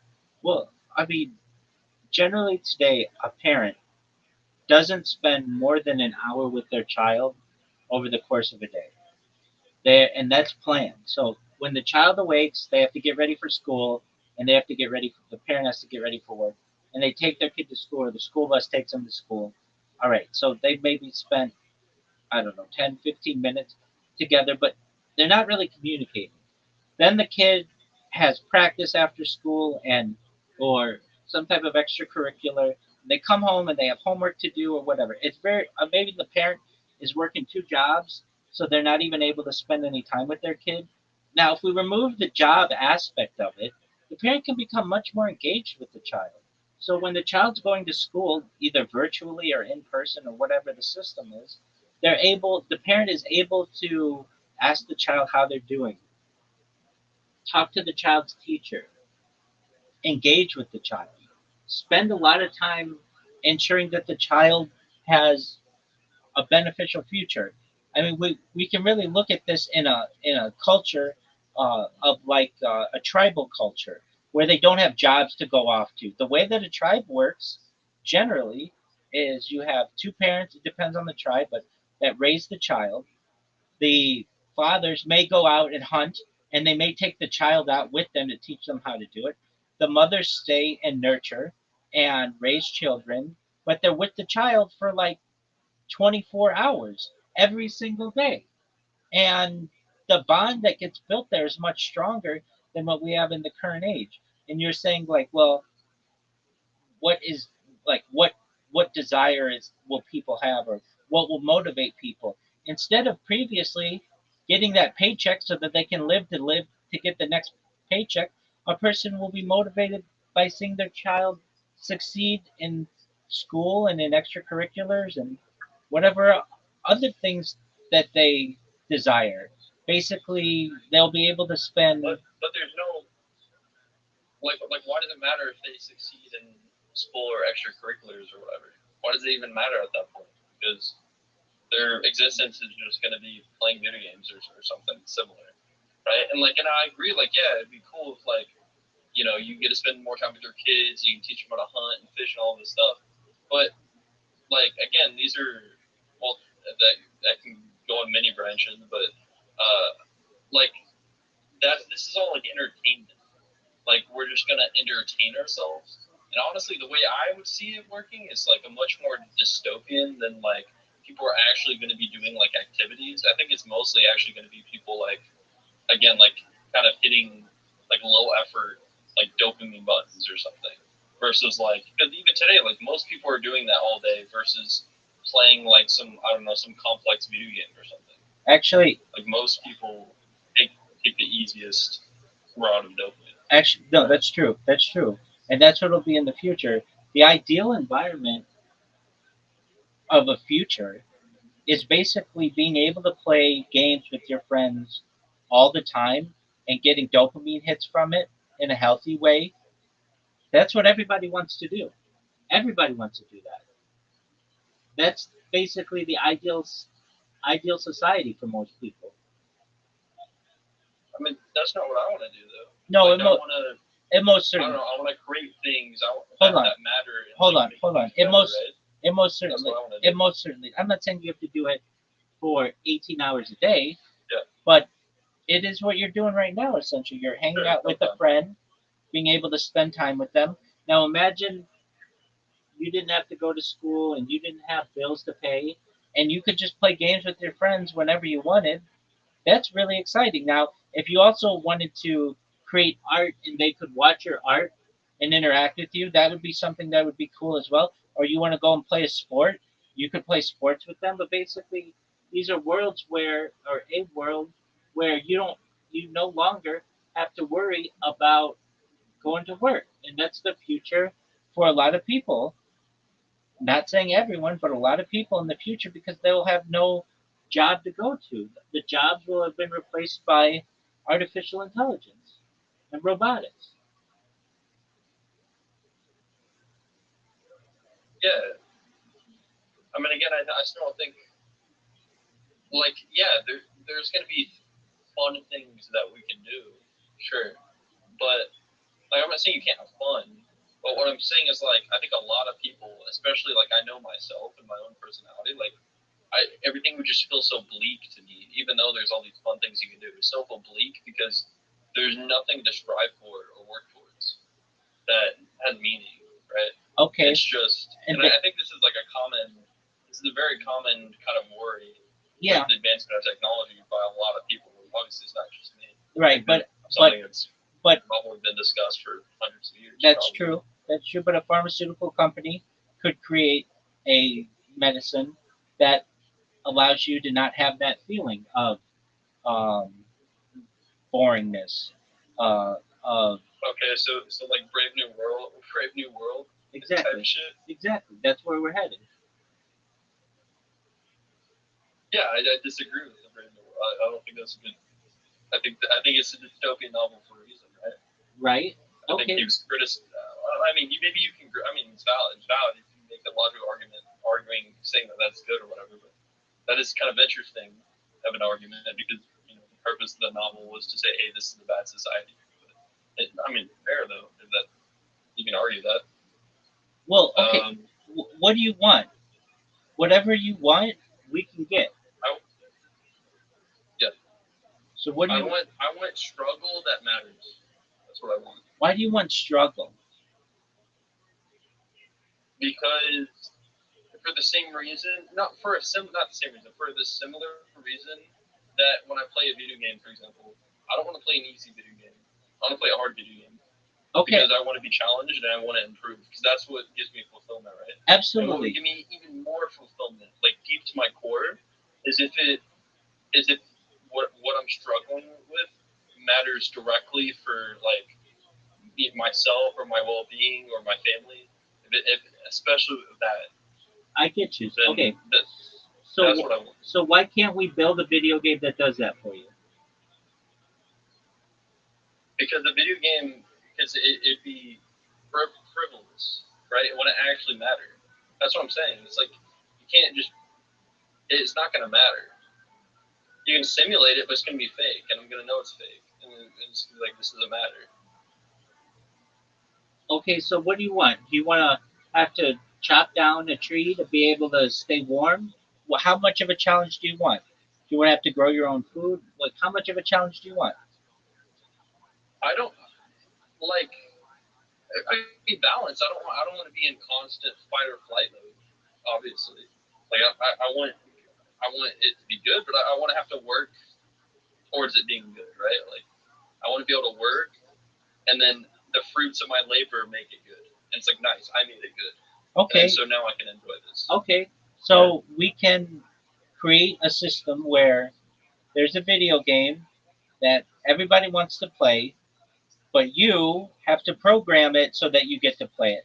That's the best of both worlds. Everybody's able to do what they want, but if you want to have to work at it a little bit, then you have to program it to the point where then you get to play. Yeah. But it's an artificial that's an artificial like barrier like that I'm putting on myself. That's not the point. My point is it needs to actually like be a required struggle that has meaning. Because if I don't do that, then like something bad will happen, kind of thing. But like not necessarily like, but it's like a super hard thing necessarily. It's just like I don't want to be in like constant stress. Like if I fuck up, I'm gonna get fucking domed or something. Like not like that, but I do want things to be difficult and have stakes. Yeah. Okay, so then we say, look, I understand what you're saying. Okay, so let's say there's a situation where all your friends get to play a video game, and you, in order to play that video game, have to do some programming yourself, some kind of puzzle or whatever, or you don't get to play the video game that day. There is serious challenge in that.